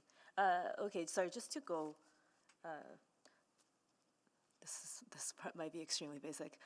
The residents don't pay, like, for their billing, it doesn't go to Epcor City, because it's a separate system, or no? So the billing for the renewable energy system, the renewable energy utility comes through the Epcor bill, such as the waste services. So residents in Blatchford will have an extra section on their Epcor bill to bill for Blatchford renewable energy services. Okay, and when people purchase their home and they move in, they fully understand kind of the escalating rate increase and sort of the expectation around that. Because I think, yes, part of the appeal is the, green advantage to live very sustainably at, affordable prices. It's hard for me to speak on behalf of the residents, but But I'm they just know part to of what the- energy source they are connected to, and obviously we have a website in which we provide updates on our bylaw and our rates and other consideration around the utility. Yeah. And I mean, the whole point of this is that we generate enough energy for those who live there and use it. But will it ever get to a scale that would generate more energy that can support other places? That's a great question. Initially, our focus is on the Blatchford service area, which is indicated to the bylaw. there are consideration to go beyond that if there's a business case and if it makes sense to do that. But I don't think at this point we're looking at these opportunities at this stage while we're still building the first stages in Blatchford. Right. I imagine that's a much longer time horizon, I don't know, decade or so.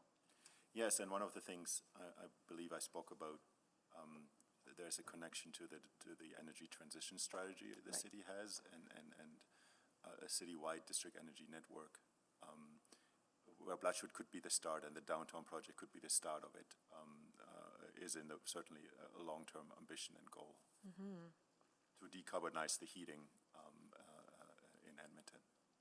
Yeah. Great. Thank you so much. That's it. Thank you. So a few more questions, and not to belabor this too much longer, but we I guess using the mortgage analogy, we have this accumulating debt that we hope will be repaid over time, but unless mom and dad give us $93 million, the model doesn't work. We don't ever catch up, correct? Subject to what comes out of the model next year, we're thinking the 93 may go down a bit. Ah, okay. Again, if council and utility committee agree to increase rates, because Yeah, it's a rate versus essentially a lump sum injection. When do we need a sizable lump sum injection? Would it be for construction of the next energy center? Likely, yes. That would probably be the larger capital ask, and that'll come forward in the next 4-year budget. In the next year, yeah. So we've got the one energy center. We're talking about the sewer recovery as the next energy center. We agreed to extend the distribution piping, I think, to service the Nate land. Is that correct? That is correct, and that's connected to the land deal the city has with Nate. There's a requirement for us to provide the infrastructure and utility services as part of the overall land sale agreement with Nate. Will the energy centers be interconnected? Yes, So they will all- be. You can envision at the end of it a network of pipes, and individual energy centers are like providing their part of what's needed. But they're all injecting into one loop. There's not separate loops for separate. No, that's not the plan. The plan is to have one loop. So there's some bad diagrams hanging around out there, just so you know. Okay, I'll check into Yeah, that. yeah. Thanks. Now, then with Nate, is Nate one customer, or when they develop buildings, is Nate several customers? We're just talking through with Nate about this. Okay. It is, I think, at this stage where Nate is looking at their campus development plan, and their first building is not on the horizon just yet, but likely it'll be one rate. For all One of, for customer. the Nate land? That's right. So then we get into, or the next question I have is about in-building equipment, the exchange equipment that we are now going to design and specify, but we're going to have builders contribute. Do I understand that correctly? Yes, especially for the larger buildings where we need some sort of like a central, the analogy is always the central mechanical room in the building. We have decided to initially own and operate these mechanical rooms to protect the district energy system for stabilized and to get the best heat exchange between buildings and the utilities in the road. And you are right, that will be contributed by the builder. So my question on that then, Mr. Felski, is that just for multi-unit buildings? I'm envisioning, that boiler room, mechanical room, but what about the fee simple? Are we going to start specifying their equipment as well? Okay, so the first question, yes, it is for the larger buildings Okay. where a central mechanical room makes sense from just the pure mechanical infrastructure. It's not for the fee simple townhomes. We have specialized design guides on which we connect fee simple townhomes and which we connect a condo building as an example. Do we have a sense, so we're going to effectively own the equipment in the boiler room. The builder's going to contribute that. Do we have a sense of competitiveness, for that building with our specified equipment versus a building elsewhere in Edmonton where, a more conventional build? Do we have a competitiveness in terms of development thing that's happening? Do you know? Yes, we do. There are certain components, for example, a building which is not connected to a district energy system would need, which a builder would not have to contribute in the case of connecting. So it's not exactly like for like, but we're expecting, especially with heat pump technology being so prominently researched, that the costs, for example, are going to be becoming more competitive over the next years. Okay, I have one more question then, and so this really is picking a little bit, but I'm looking at the actual rate filing, oddly enough, and the personnel breakdown, and 40 customers, maybe 60 in the next year, but I see 7 people, albeit not all full-time, but 7 positions employment positions in the utility, and quite a significant increase in administrative costs. So can you speak to that a little bit? So the work we're doing right now at the beginning is to somewhat non-directly related to the activity on site. Like there's a lot of planning, the engineering and the operation of an energy center, as an example, would be somewhat similar than when we have 40 customers right now than when we would have 200 customers, right? So there's certain base cost and operational needs which is needed. The engineering also deals with the engineering and operation on site, but also about strategy and planning going forward. So yeah, that's probably the best answer I have right now. Okay, my time's up. I've got one more there. Thank you. Pardon me, Councillor Stevens. Yes, thank you. So, yeah, I think where my confusion stemmed from the consumption was just on page 20 of the rate filing. It talks about looking at alternatives in future rate filings, and talked about the option of setting rate classes based on size or consumption differentiation rather than end use. Could you help me understand that, what that means?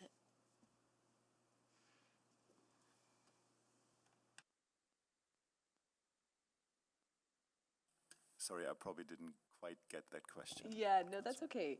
I read this, so it's saying, as we grow and mature, we're going to look at different, and more consumption data becomes available. BRE will investigate alternatives in future rate filings to the single rate class. But I'm thinking that means, so rate classes would be, every customer is paying the X amount per kilowatt hour, but would this be if you consume over X number of kilowatt hours, you get a different rate? So, yes, so we have a rather simplistic rate design right now, but you can, and the intent is, as a utility matures, we'll mature our rate design, and rates can be set to be more based on who's driving the cost, but also to motivate the end user to be more energy efficient. So I think the one you're referring to, it sounds to me like you generally have to build a utility as big as the largest customer needs it to be. So if there is a customer and this is getting quite technical, so please bear with me. If there is a customer who requires a great deal of energy but doesn't use it very often, well, we've got to build a lot of infrastructure in Blatchford, so that customer should be paying more for what they call peak, or the maximum amount they need. So I think that's what it's referring to. Yes, okay, and that makes sense, because it talks about based on the size, like, so the total energy requirement. Okay, perfect, thank you so much. That really helps clarify. Yeah, just a last question probably for Mr. Laughlin. I was excited to read about the zero carbon LRT stations going on in Blatchford. Just wondering what kind of price premium those have and opportunities to incorporate net zero LRT stations elsewhere in our LRT network.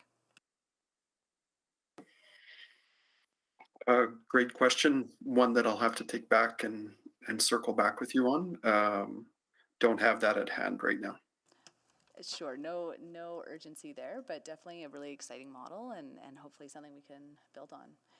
But yeah, thank you so much. Again, really, really excited and impressed by this work. So thank you. Thank you. Councillor Tang. I thought I was done with my questions, but a few things came up for me. Just so I don't forget, Mr. Seabrook or Ms. Owen, is Blatchford part of our immersive learning experience? Or can it be? Councillor, I'm not sure if it is. Happy to take you to Blatchford, Councillor. So Yes, we can let's- make sure that that happens. That would be great. So for district energy, is it typically, because I know it's a relatively, new field, but is it typically publicly funded, given sort of the size of the infrastructure required? So I wouldn't say it's a typical, but it's a model we've seen in other cities. I think Councillor Stevens mentioned Vancouver and also in Ontario. There are various models across the board now as more of these district energy systems and utilities come online, and they range from, I think what we have here, municipal owned and operated utility to a privately owned operated utility. One of the crux of this, because you mentioned it's a new technology, is also the regulatory framework, for example, for other private utilities to come into that business. That is currently evolving in Alberta, and it's probably more advanced in other provinces. So it is a commonly used model to start, but I think evolving, there could be various variation based on the regulatory framework and obviously other consideration as well. Yeah, I guess I'm just thinking about, the Southeast ward where I represent, and how do we, kind of propagate and even incentivize, I don't know, just like greenfield, private development down there. And I imagine we probably need to really have a solid, proof of concept in Blatchford to really demonstrate that this is very much doable and appealing. Yes, there are certain conditions where district energy makes a lot of sense, and there are certain conditions where it doesn't. And usually it's about density and also energy, sort of like demand. We're actually on a side project, we're sort of like mapping this out for the city, because I mentioned it's part of our energy transition strategy. It's not the golden bullet for everything, but it's one piece of the solution. Like I said before, to decarbonize our heating networks, not only for Blatchford or the downtown core, but maybe also there are other opportunities within the whole boundary of the city of Edmonton. Thank you. That's it. Okay, thank you. I'm sorry, I had just one more question about the personnel. I'm just wondering, there's one full-time communications and marketing position, and I guess I'm kind of confused by that. I could see a marketing position on the land side. I'm not sure I see a communications and marketing position on the utility side. Can you just... So I'm going to speak high level to this. Fair enough. Obviously, there's a lot of connections between the utility and its customers, right? And there's a lot of groundwork which has been laid in terms of understanding the system, understanding their bill, working with EPCORS and others to provide customer services and sufficient communication. There's also a lot of work between the utility and the builder, which sort of like go around the same premises of understanding, making sure the builder understands what we're requesting. Some builders are great. They know this and they run away with it. Others need a little bit of more help. So I would say there's enough work to do, Councillor. That's helpful, thank you. I appreciate that. So those are all my questions. Now, these are cross-referenced, Madam Clerk, so is it one motion or two that we need? We should have two because they are decision. Yeah, fair enough, okay. So I would take a motion then to move the recommendation in item 6.2, which is on the rate filing. So moved. Thank you, Councillor Stevenson. Not seeing any questions or speaking to, so I will call the vote.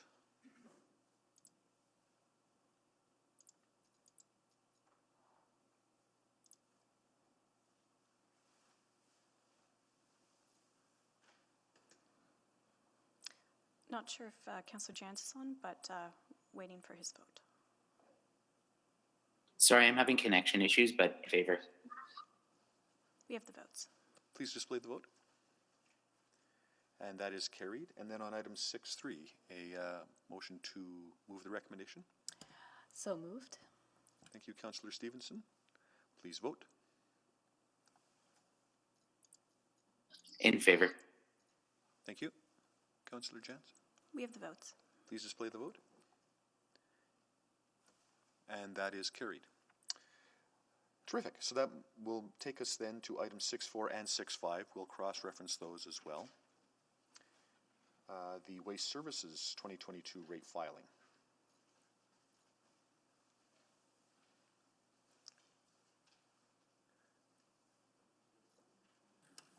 And I'm just waiting to see if Deputy City Manager Sebrick is online with us. He's right behind you, Mr. Is he behind me?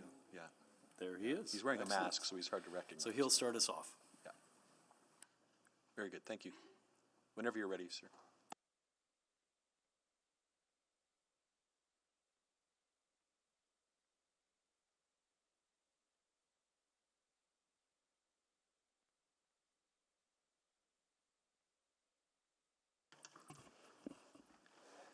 Good morning, Mr. Chairperson, members of committee, members of council. Today we'll be presenting the Waste Services 2022 rate filing and the fall 2021 supplementary budget adjustments. With me this morning, we have Dennis Jubenville, our branch manager of Waste Services, as well as Santosh Akpukatan from Waste Services as well. Next slide, please. So the rate filing follows the Waste Services 2022 to 2025 business plan approved by Utility Committee on August 27th, 2021, and proposes operational and capital budget adjustments aligned to deliver on Waste Services goals of making transformational impacts, delivering excellent services, and managing the corporation. Waste Services is an essential part of the city plan and key to enhancing sustainability while supporting climate resilience through innovation and partnership. The utility provides efficient and effective waste collection and drop-off services to over 250,000 single-unit households and nearly 160,000 multi-unit households in the City of Edmonton. The goal of the utility is to demonstrate leadership and encourage residents, businesses, and institutions to act as stewards of the environment.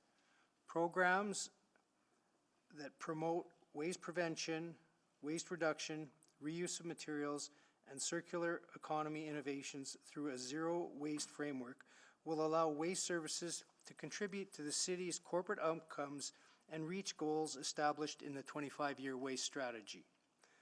The utility is well positioned for transformational changes in the coming years as a result of the 25-year waste strategy, which was approved by Council. Stable and consistent utility rates remain the key goal, with a focus on waste prevention and reduction initiatives and alignment to the zero waste framework for all sectors of the City of Edmonton. Next slide, please. Council approved the 25-year waste strategy in September of 2019, which started the city on a path to better environmental sustainability. Administration conducted 2 phases of extensive public engagement that helped inform the waste strategy and the development of waste programs and services. A comprehensive citywide public engagement initiative was launched in October of 2018 to support the development of the strategy. The second phase of public engagement in the spring of 2019 was designed to seek input from stakeholders on the proposed program and service changes. Collectively, over 30,000 points of input were gathered to ensure the strategy was reflective of all stakeholders. Inputs were received from residents, multi-unit and non-residential stakeholders, as well as city employees. The demonstration phase, with over 8,000 residents, also provided valuable insights and learnings for the citywide cart rollout. Additionally, the strategy work was supported by the Program and Service Review, as well as the Waste Services Audit. It was also supported through a cost of service study, a rate variability study, as well as best practice research, market scans, and benchmarking. In addition, customer journey mapping and other analytics work was carried out. The strategy transforms service delivery and impacts the goal of climate resilience. Waste Services will be instrumental in achieving the targets of a total community-wide carbon budget of 135 megatons and a net per person greenhouse gas emissions of 0, as outlined in the city plan. Next slide, please.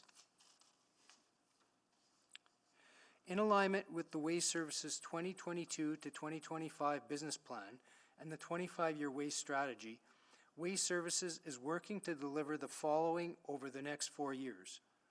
Working towards a single unit diversion rate, residential diversion rate of approximately 70% by 2025, implementation of actions from the Waste Reduction Roadmap to promote 0% growth in residential waste generation per person in Edmonton, enhancement of the corporate three-stream waste program in alignment with other corporate utility management best practices, a mandatory source separation program for the multi-unit sector, an industrial, commercial, and institutional sector program strategy, service delivery transformation focusing on efficiency, effectiveness, user experience, and information technology to deliver stable and consistent utility rates, and finally, enhanced asset optimization and innovation.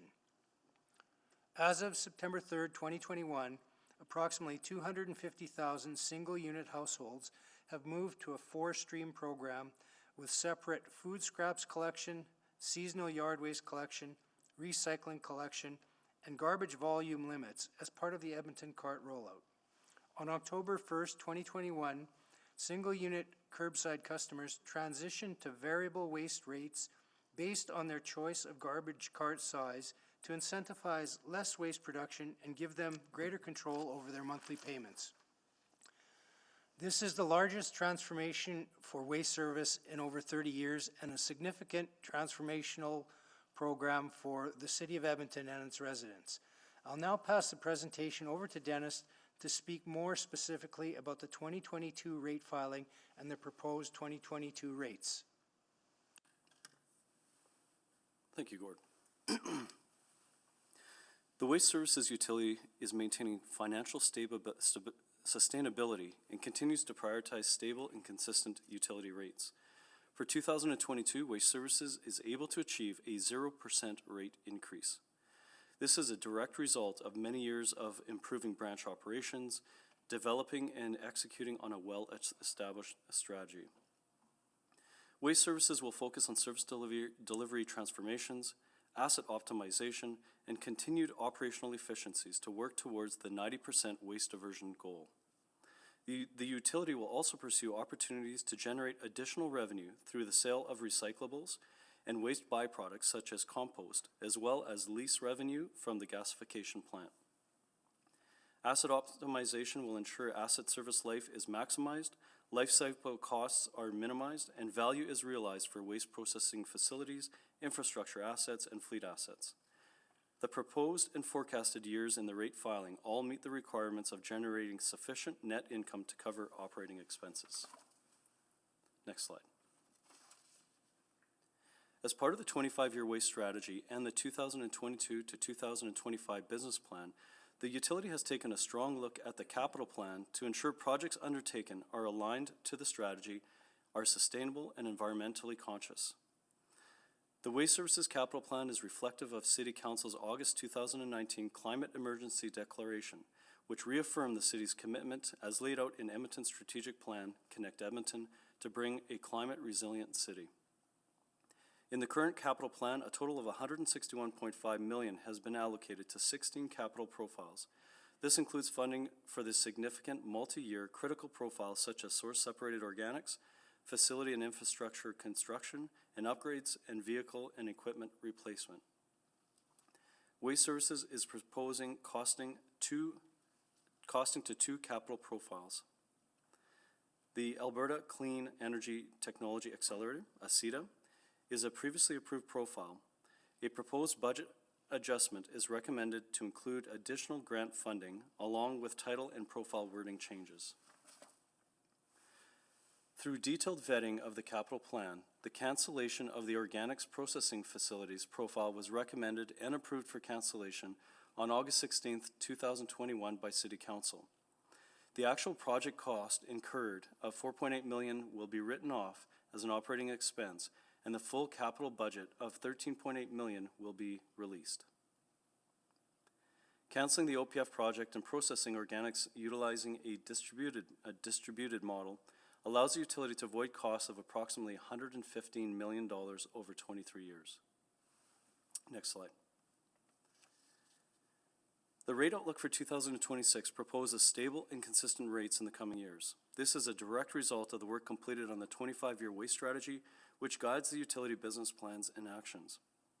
The rate outlook incorporates the cost of a citywide source separation organics program, prioritizing organics, prioritizing organics processing and upgrades to the material recovery facility that processes all curbside blue bag recycling, a renewed focus on asset management, and the continued implementation of programs for the 25-year waste strategy. Next slide. The 2022 rate filing also includes a shared services review. While waste services funding is under a utility model, it receives corporate services support from the City of Edmonton tax levy. The review was to ensure those costs were reasonable compared to other municipally owned utilities. The study looked at common shared services and at cost as a percentage of total expenditures, cost per service unit, and the reasonableness of the shared services cost. The review, which included date from 2018 to 2020, found that the corporate support service charged by the City of Edmonton to the waste services utility were on par with the benchmark. The full study can be found in Appendix C of Attachment 1. Next slide. Residential waste rates cover a range of services that are part of the waste system and include much more than just waste collection. Waste rates contribute to environmentally responsible waste sorting, processing, and disposal, including composting and waste-to-biofuels operation at the Edmonton Waste Management Center. 4 eco-stations for household hazardous waste and residential waste drop-off. Big Bend community events for collection of large items. 19 community recycling depots. A reuse center for small reusable household items. Numerous waste education and reduction programs. Environmental compliance, and utility management. Next slide. So that concludes our presentation for the rate filing, and we welcome any of your questions that you may have. Thank you very much for the presentation. Now, Mr. Beckett, we do have the benefit of your report in our materials, but wondering if there's anything you'd like to highlight first of all.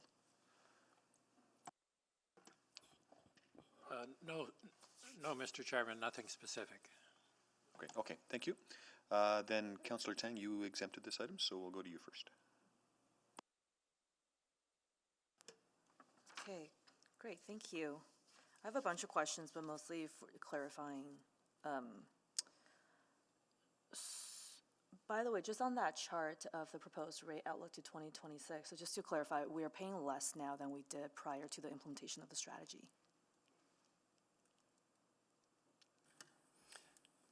So in the end, our utility rate has remained stable. Okay. And so we have a 0% overall increase to our fund, to the funding. Now with the rate being comprised of the amount of volume that you decide, depending on the size of cart, it could change the cost that you are individually paying. But as a whole, we are at a 0% increase for 2021, and it was 0.3% increase last year in 2020. Right, no, I was actually looking further back from 2012 to 2019, because those are quite significant increases. Yeah, so the amount of increase is significantly lower, but we didn't go into the negatives. So there wasn't a cash back, but we're now at 0% increases subsequent to those years. Okay. So on the operating budget, and our net position is 12 million more. Does that go back to the general, our general budget, or is that specific to the waste? So I'll start, and then I'll let Mr. Santosh Appukutan to help out. But what is really unique about a utility is that the funds remain within the utility, so they don't extend out into the tax levy. Gotcha. And they are to be used by the residents who are paying into the utility. And maybe Santosh can provide a little more. Yeah, and I think, Dennis, you kind of covered most of it.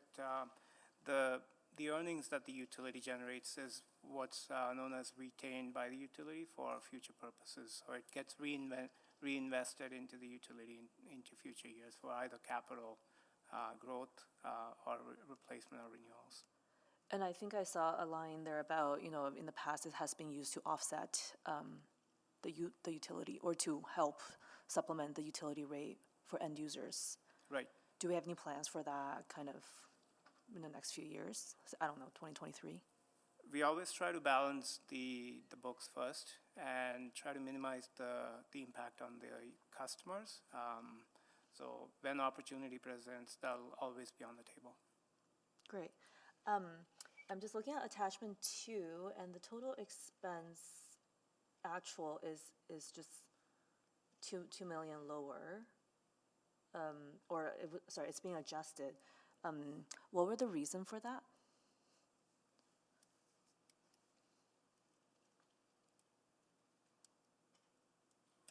Sorry, Councillor, can you please repeat the question? Yeah, so the approved operating budget was 208 million, and then we adjusted by 2.2 million less on the expense side.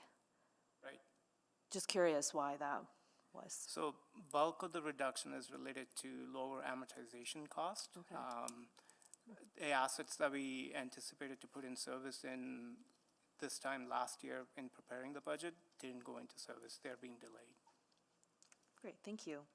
And then similar, just to confirm my understanding, similar on the capital side, the 12.9, that would just kind of go back into the waste capital budget. And it will go towards future capital projects related to waste. Yes. I think that's yes. Yes. Okay, great, thank you. On the pickup, since September, October, you've been doing lots of tracking of the data? Because I'm just curious, following the pilot project, are people now properly sorting? Are we seeing any tangible change in our waste diversion after a couple months? Yeah, so that's what's difficult is our data is not complete yet. Generally, you like to have a year of data if you can, and then we do characterization studies. We take a look at volumes. And so I do have my director who's in charge of processing, so he can answer some of those questions a little more accurately. What I can tell you is that our yard waste program was very successful this year. Right. And it's a tremendous asset for us for diversion. And source separation, people are starting to transition their behaviors, and we're starting to see them separate better than they were initially. Yet we won't know until we do a characterization of what's within each of the different groups.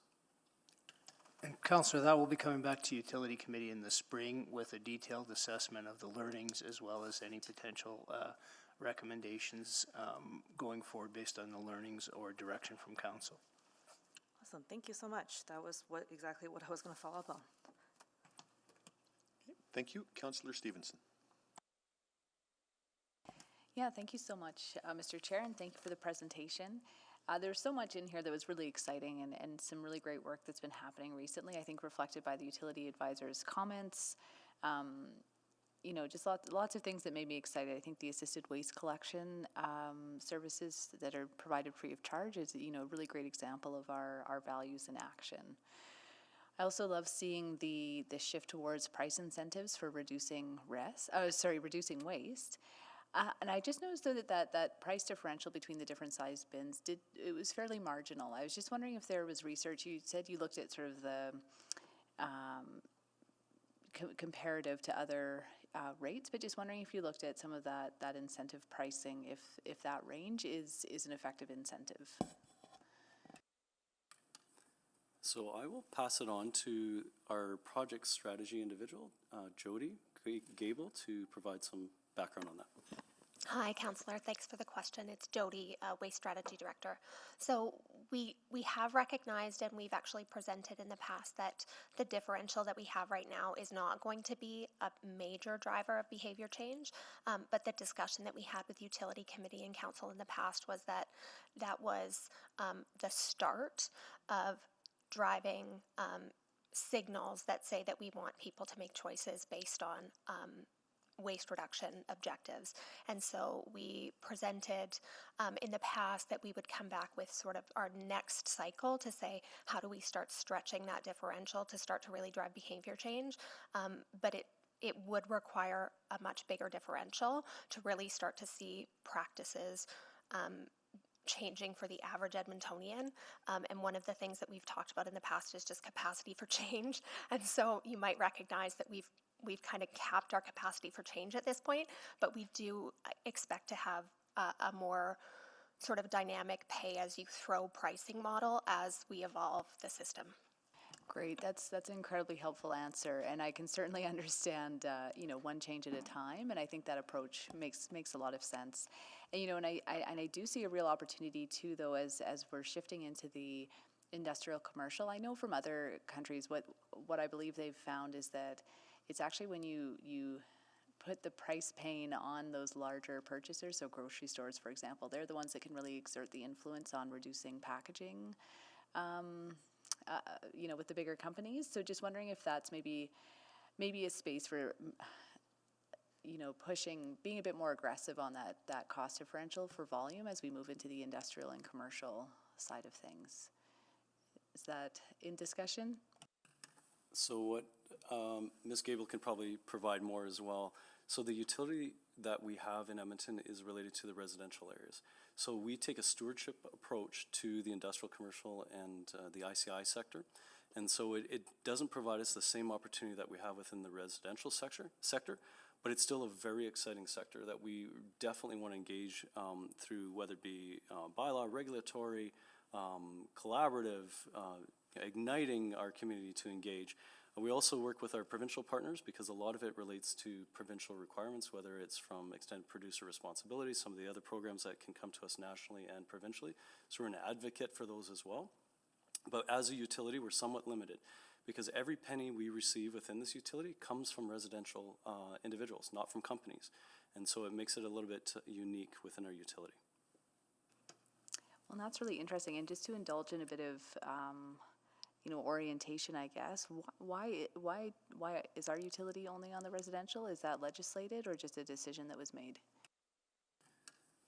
So I will pass that. I don't know if Mr. Sebrick wants to report on that. There is a council-directed position that was taken by our utility to maintain it within the residential stream. But maybe Mr. Sebrick has some more history on that. I'm far more new than when that decision was made. So actually, I don't have a lot more history on it than Mr. Dubenville, but we can certainly provide a little bit of data in terms of the history of how we arrived at the state we're at now, and we can get that out to committee members. Sure. Yeah, I think that would be helpful context moving forward. But thank you. That was all really helpful. I have a couple other quick ones that I'll circle back for. Thank you. Thank you. Councillor Salvador. Thank you, Mr. Chair, and thank you so much for that presentation and for the excellent work that you're doing. So just a few, I guess, clarifying questions. You mentioned that we're targeting a 70% diversion rate by 2025, and that was excluding multi-unit. What are we at now? So I would love to be able to tell you where we're at this year, but we're not at the end of the year yet. And so we are progressing far better than we were last year. What was last year? Last year was around 18%, Mr. Jelland, I believe, 18%. This year, I love to promise low and then provide and actually beat our promise.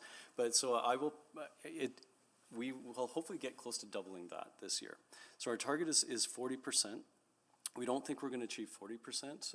We have so a piece of the puzzle is refuse-derived fuel. So we have a way to do some really unique processing that enables us to divert more than other areas within our region.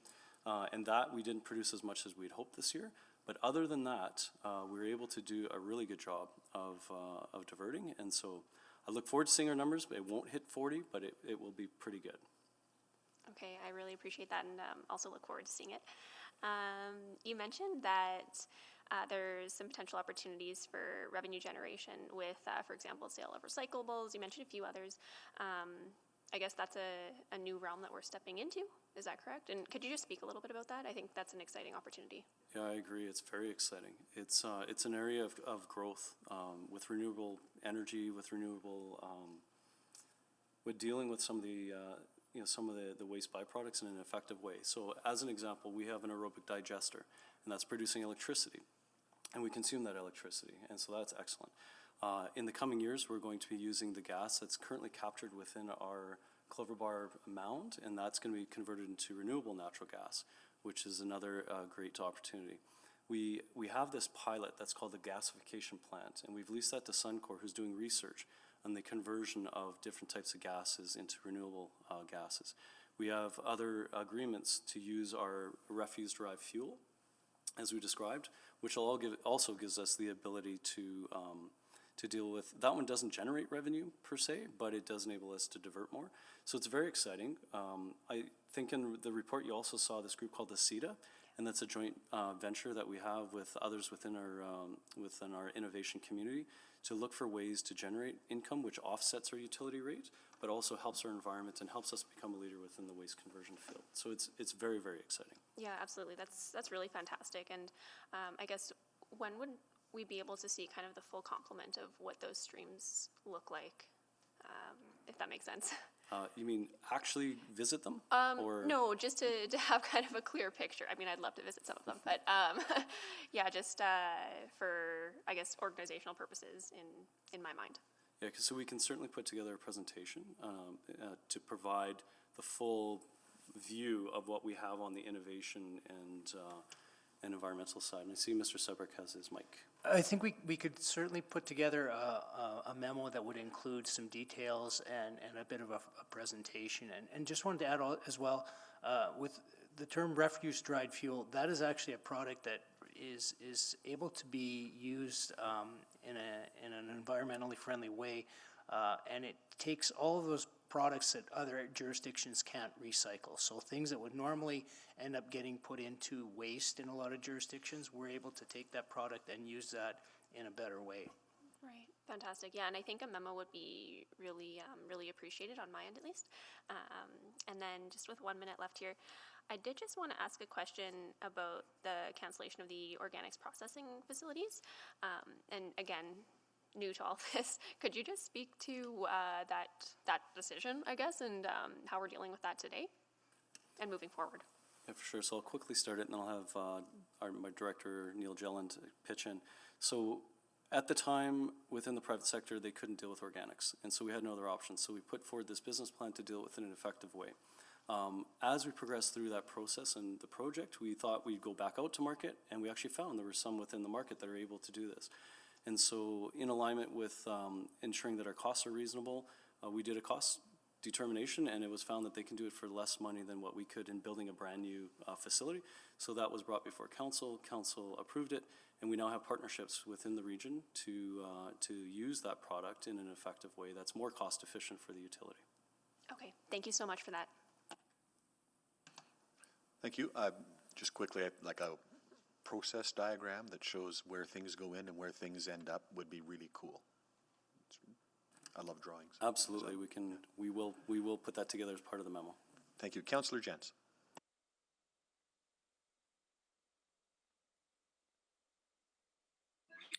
Sorry, I think my question was answered, and I'm having some connection, so I'll hold off for now.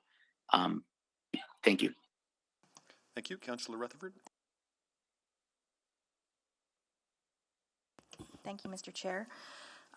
So in looking at this report, and maybe it's a different report that's coming, I wanted to talk specifically about yard waste because I did receive a lot of feedback regarding yard waste and how early that pickup was, and especially the inequity with mature neighborhoods where there's a lot of leaves and trees that are dropping, and then, you know, other residential areas that maybe don't have those mature trees that don't need that extra pickup.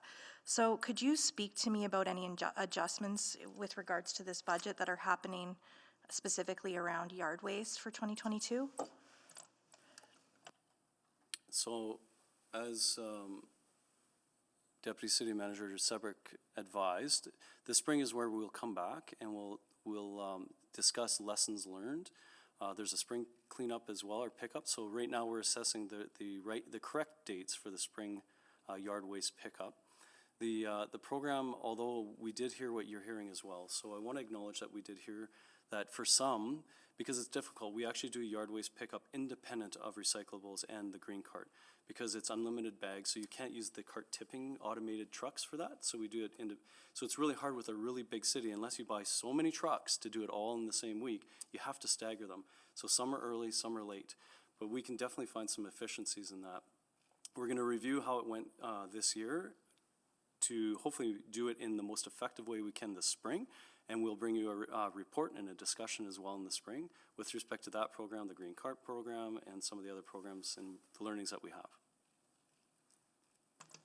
Great, so that leads to my second question is, do you have data on how many calls you received of pickups that were not picked up, either garbage or yard waste, and that you needed to, as waste, go back out and recollect those?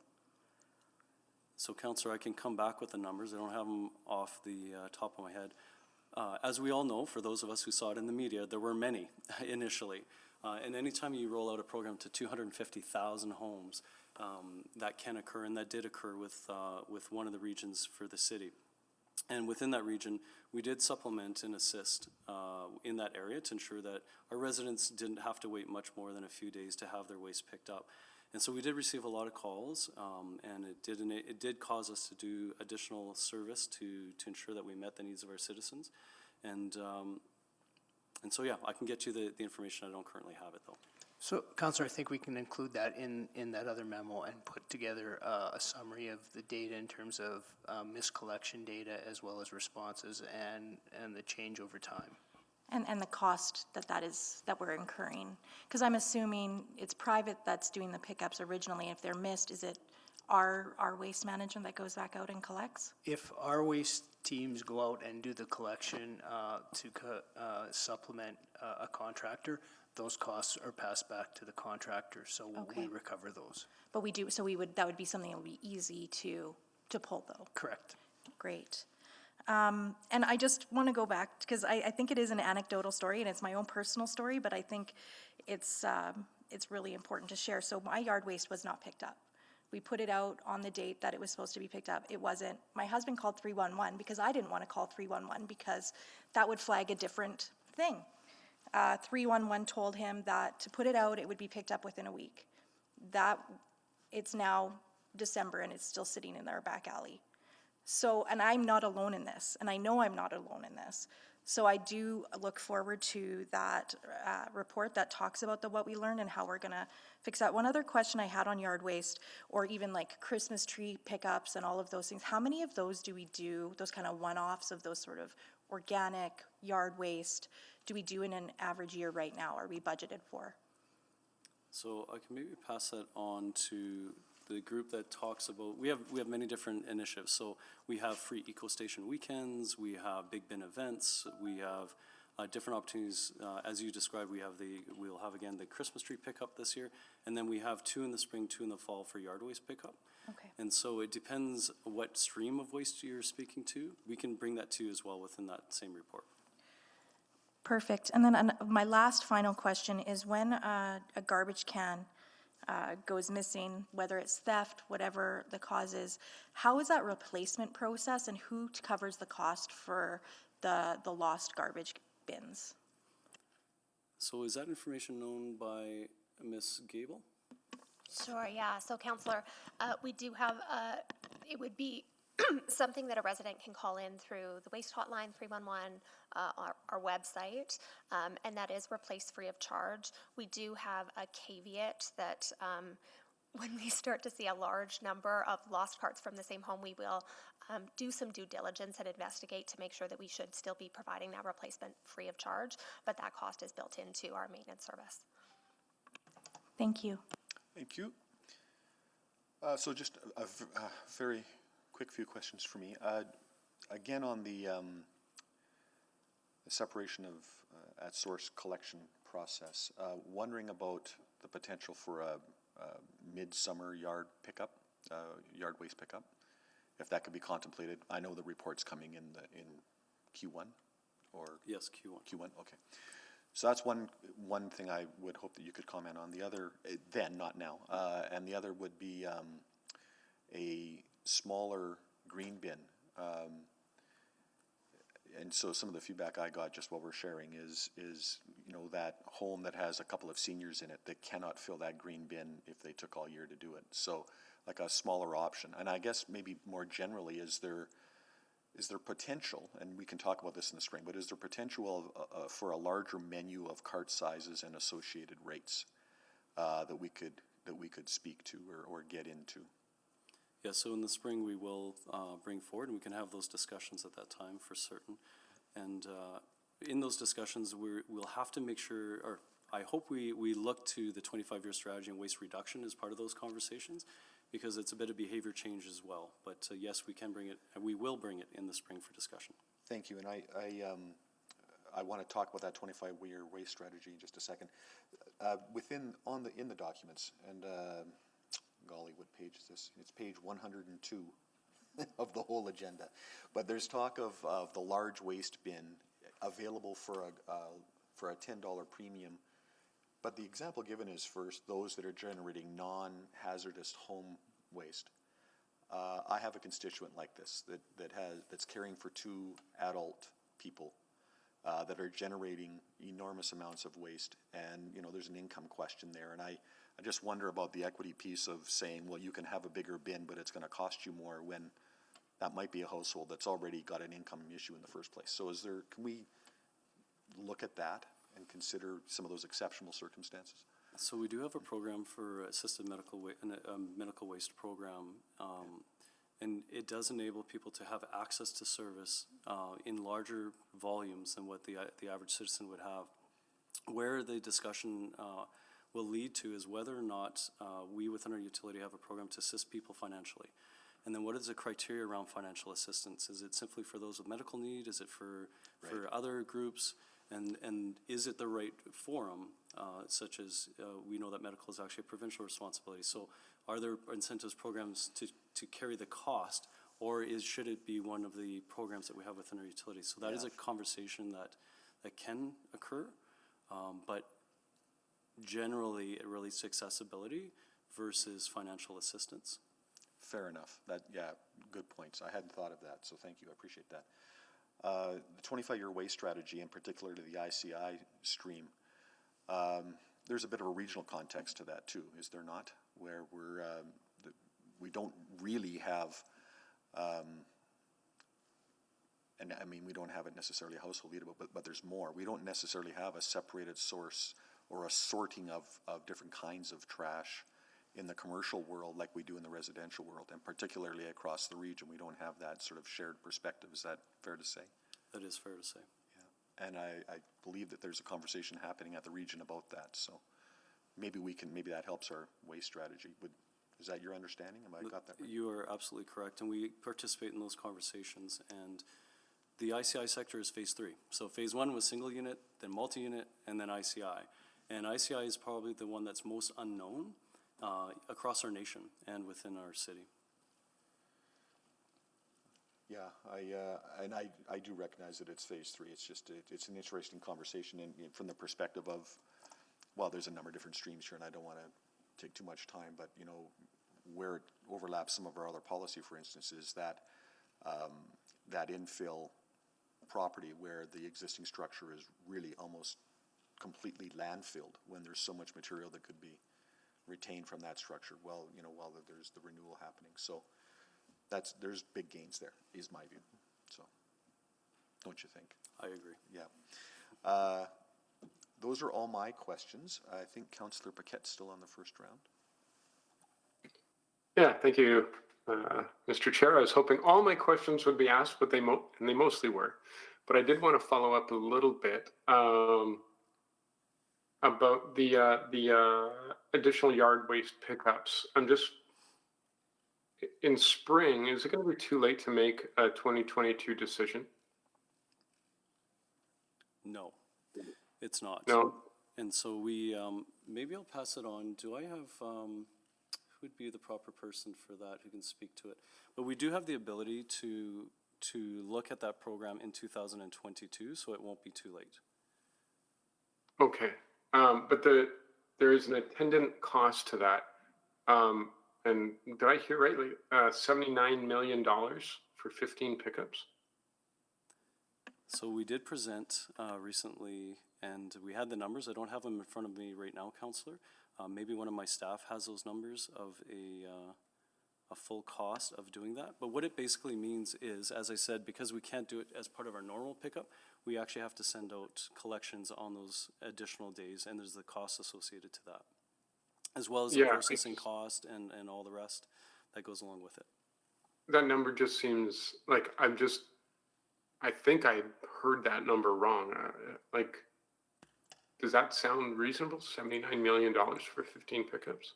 What I would love to do is come back to you with. Yeah, okay, let's circle back to another point. Yep, that's great.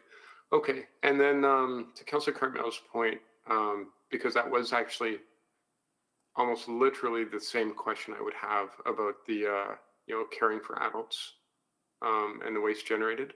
I've had more than a few calls about that, actually. And so I understand that it is it's a healthcare issue. So what could the city's role be in advocating with the province on that? So, Councillor, I think there's a couple things we can do, and certainly when we come back in the spring, we'll not only have an update on where the program is at, but also I think what some of the considerations are in terms of equity for the people that are using our system. And then in the interim, though, I think there's some options in terms of what we could do to advocate with the province. But before we do that advocacy, I think it's probably a better decision for us to make in terms of what we are comfortable doing, and then what do we see is beyond our capability. Yeah, okay, yeah, because I know that residents often don't really clearly see the demarcation lines between municipal and provincial responsibilities, and they might say, well, okay, sure, you're just passing the buck. And that's a concern I have, is that that might be the impression. And but I also have a concern that if we take on this, we never we've got it for good. The province will never come back and be like, hey, looks like you're taking care of some of our responsibilities. Can we get that back from you? That will never happen. So yeah, is this going to require a dedicated conversation?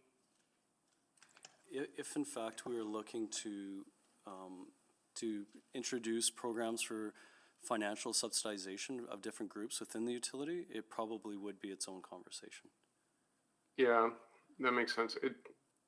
Outside of utility committee, it seems that there might come a time when we actually have to have an overall sort of review on these things, but that's for another day in another meeting. Okay, thank you. And maybe that's when we have the CART conversation in Q1, an extension of that conversation, perhaps. Yeah, makes sense. We're right at noon.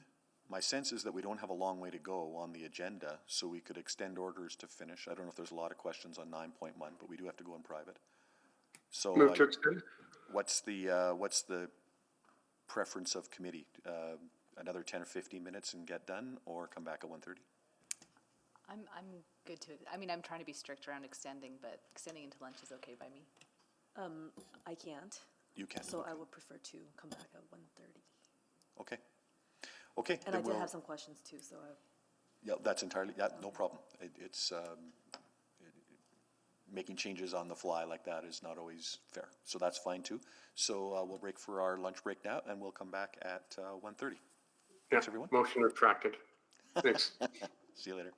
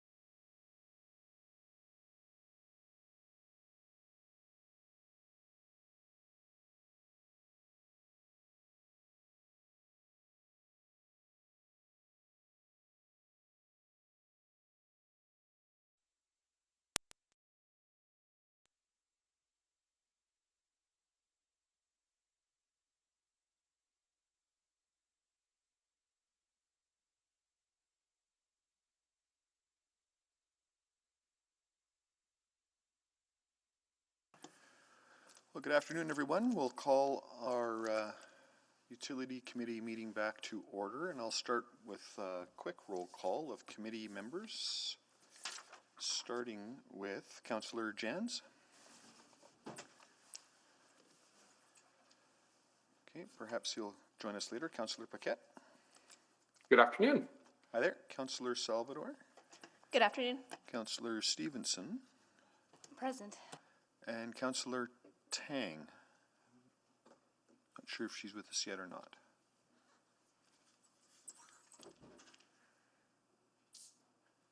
Well, that's enough to get started anyway, and perhaps the others will join us in a minute. So on the second round then of questions on items 6.4 and 6.5, we'll go to Councillor Stevenson.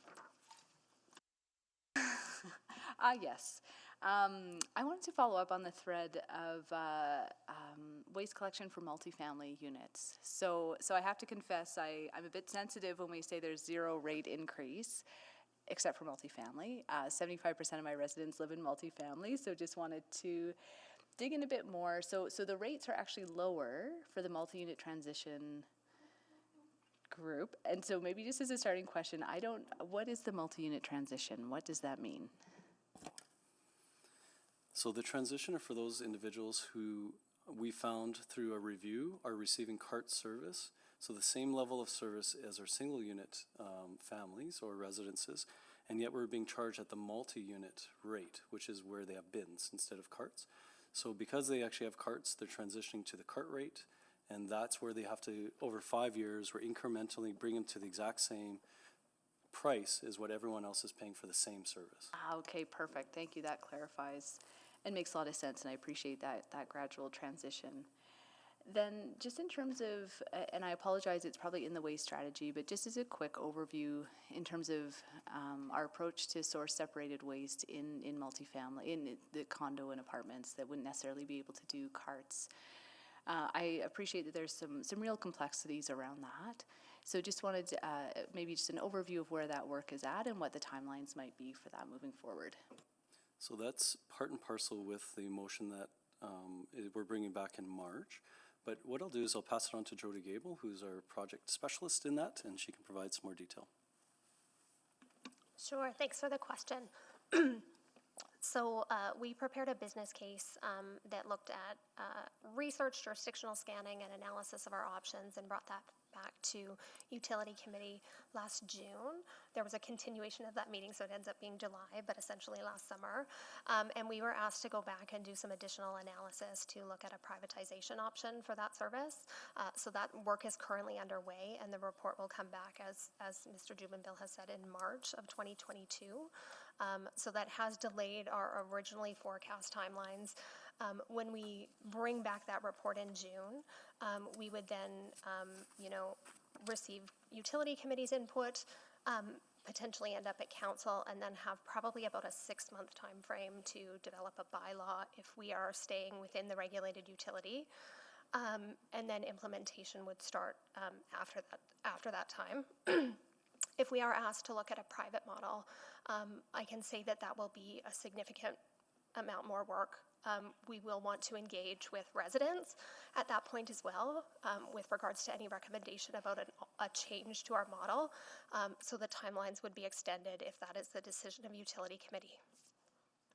Great, thank you very much for that update. Recognizing that both options will take some time to sort through, just wondering if there are any interim measures for, particularly with food waste. So, I mean, I have my own compost worms, but I know not every condo dweller does. Just at the recycling centers, and I appreciate there's probably lots of issues with pests, but is it possible to have food scrap collection bins in those larger recycling centers? So I actually have our lead for our eco stations here with us today, Doug Sharametta. And so Doug, if you want to respond to that. I'll jump in because unfortunately Mr. Sharametta doesn't have a mic. So that is not something that we've looked at this point. And I think partly it's because of the significant sort of risks and challenges that it might present for the low level of participation that we would expect. So we've focused our resources on trying to bring forward a program that will improve access for that whole sector. Of course, I think it's something that we could look at in more detail if that were the will of Utility Committee. Thank you. I don't know that that's direction that we need to give at all today. Just curious to know, and definitely appreciating that there are some challenges there, but perhaps we can return to that in March when we have some more definitive timelines. Absolutely. And you can bring it to the eco station. And so that's what Mr. Sharmeta was going to let you know, that if you wish to bring your food scraps there, you can. To the eco stations. What about just like the recycling centers? Like The depots? The depots, sorry. Oh, right. Yeah. Not at this time. Not at this time. Okay, but that's really good to know. I didn't realize you could take food waste to eco centers. And Councillor, one of the programs we do have in place is called the Master Composter Recycler, which allows residents to become more in tune with what the options are in terms of whether it be composting at home or recycling, and also makes them champions of that particular endeavor. So we offer that program on an annual basis, and it's well attended. Great, thank you so much. Those are all my questions. Thank you. Councillor Tang. Thank you so much. I just had a few small follow-up questions. So on page 3 of the report, it said we lease, we have revenues from lease. I'm just curious, what do we lease? Sure. So we only have one main lease, and it's, I don't know if you recall, I talked about this gasification plant that we're leasing to Suncor. And so it is a great facility for research, and we're receiving revenue from that. Cool, okay. I've actually took a tour of the waste facility, and I learned so much. Like things like the compost that we sell, is that what we use for city, like landscaping services, for example?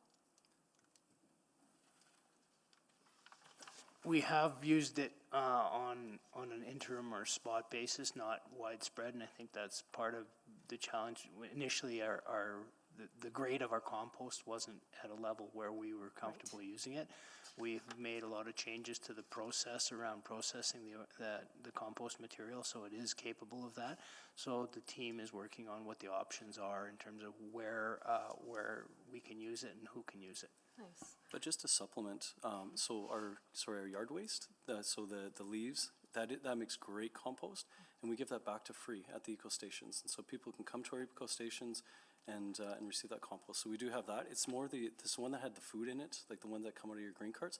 That's the one that's more at the agricultural and industrial level, because it has some remnants that wouldn't be in clean compost. And prior to the source separation, we were finding a lot of contamination in the organics. So you get glass, for example, in there. So that's why it wasn't acceptable. But now with the source separation, we're able to have a lot better product. Okay, that's great.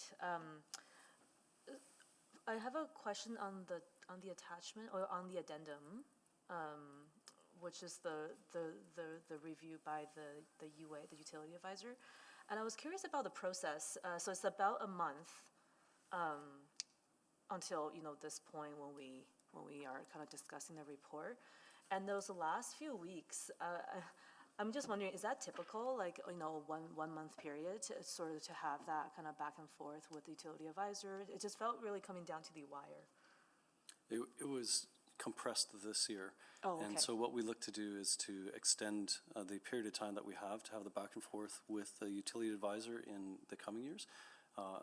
Part because of the work that occurred this year, but also with me being new, it took us a little bit longer, so it was delayed. We had a great conversation with the utility advisor. We're going to extend that timeline. Great. And sort of just two last thing. So on the affiliate transaction, I've kind of gone back into the larger document, but just in simple terms, what is that? So we need corporate support, and the City of Edmonton provides it to the utility. And so that would be administrative services such as HR support, hiring. A lot of those supports are affiliated transactions. Gotcha. And then I think towards the end there's a section on share services, which I know you defined it, I think somewhere in the slides. But I think when I first initially came across that, my mind went to,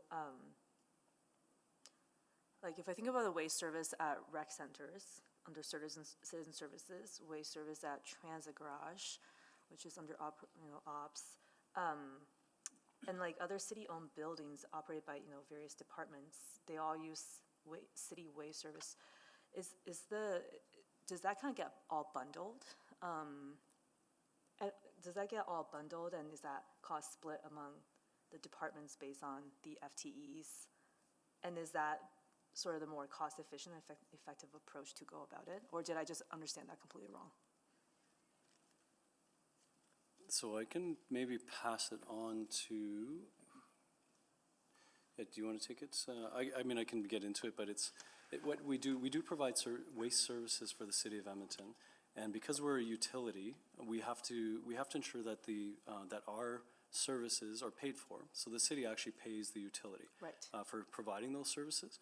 And so then we do provide it to, let's say, Parks and Roads and some others for litter collection. And we do that work. There's a fee that comes back to the utility. But specific to the efficiencies and the blending of it, Mr. Sebrick might have more intel on that. Yeah, I think we try and integrate all the collection for whether that be Parks and Roads or a community rec center. So there's an element of efficiency because things are done on a widespread basis. So we take the approach that we have a larger footprint, but we're able to deliver that service in a more effective and efficient way because we have a bigger pool that we're servicing. And on the other side, the other piece of the shared services is really the shared services we get from fleet for support of the waste equipment, the HR components that Dennis talked to, the finance components. So they're shared services going both ways. Cool, thank you. Thank you. Councillor Paquette. Thank you, Mr. Chair. I'm happy to move the recommendation. Do you need me to read it out, or is that sufficient? I was thinking over the break, we should get in the habit of reading them in, I think. Okay, sounds good. So I will move that Utility Committee recommends to City Council, 1, that the amended 2022 Waste Services operating budget with revenues of $219.0 million and expenditures of $206.2 million, as outlined in Attachment 1 of the December 9th, 2021 City Operations Report, C0, I'm assuming that's supposed to be a 0, C000823 be approved. 2, that the amendments to the 2022 Waste Services capital budget with a net reduction of the $12.9 million to the approved Waste Services 2019-2022 capital budget as outlined in Attachment 3 of the December 9th, 2021 City Operations Report C000823 be approved. Thank you.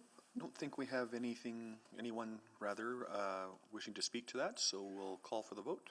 Well, I will just say a couple words if that's okay. Sorry. Sorry about that. I apologize. I should have indicated that.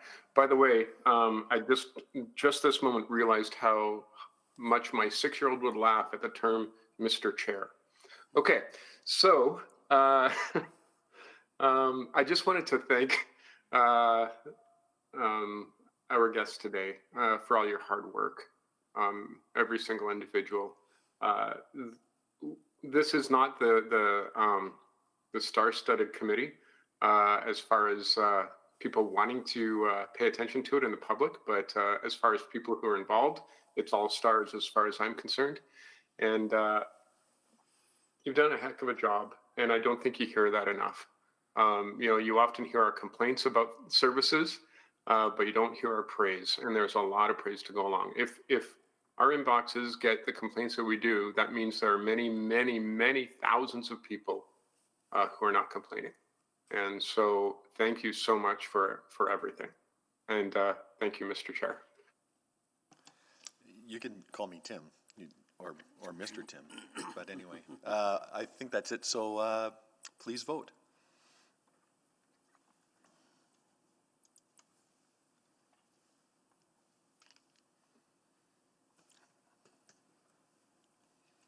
Just waiting for your vote, Mr. Chair. Well, it's not coming up for me, so I'm a yes. Please display the vote. And that is carried. And then if someone would like to move the recommendation in item 6.5, So moved, unless you need me to actually read it out. I think it's fine. It's just that utility recommend to city council that bylaw 19919 be given the appropriate 3 readings. Yeah. Well, I can always count on you have your feet planted firmly on the ground, so thank you for that. Speaking to it?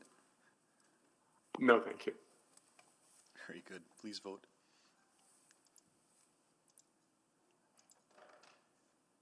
We have the votes. And display the vote, please. And that is carried 5-0. Terrific. So that takes us to item 9.1, which is a private report. So I would then take a motion that we move into private. So moved. Thank you, Councillor Salvador. Please vote on moving into private, subject to section 16, disclosure harmful to business interest of a third party, and 25, disclosure harmful to economic and other interest of a public body of the Freedom of Information and Protection of Privacy Act.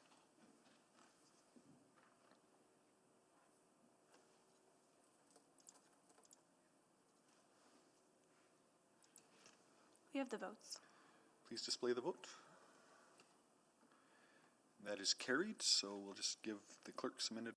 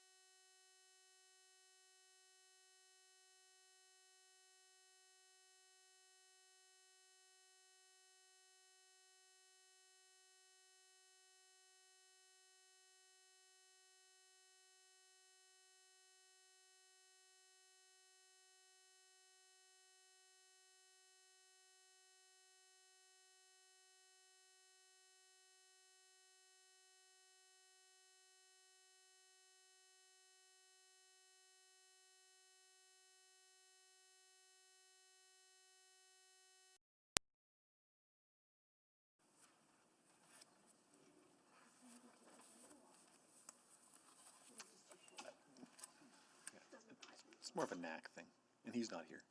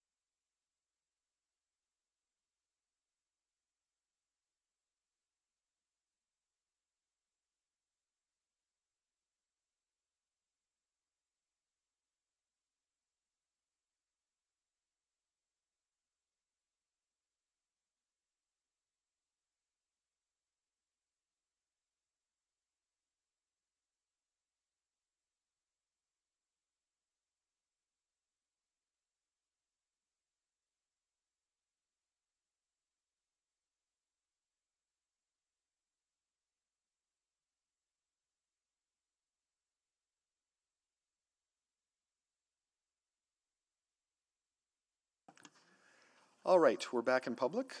So I would take a motion on item 9.1, if anyone's so inclined. Yes, I'm happy to move the recommendation of item 9.1, which is that the utility committee recommend to City Council that, number one, the budget adjustment as outlined in attachment 1 of the December 9th, 2021 City Operations Report CO00837 be approved. And secondly, that this December 9th, 2021 City Operations Report CO00837 remain private pursuant to Section 16 and 25 of the Freedom of Information and Protection of Privacy Act. Thank you. I don't think anyone's clicked on to speak, so we will go to the vote.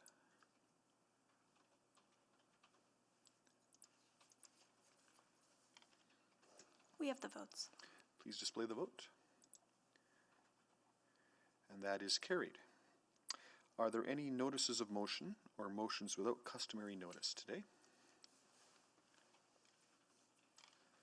And hearing none, we are adjourned. Thanks, everyone.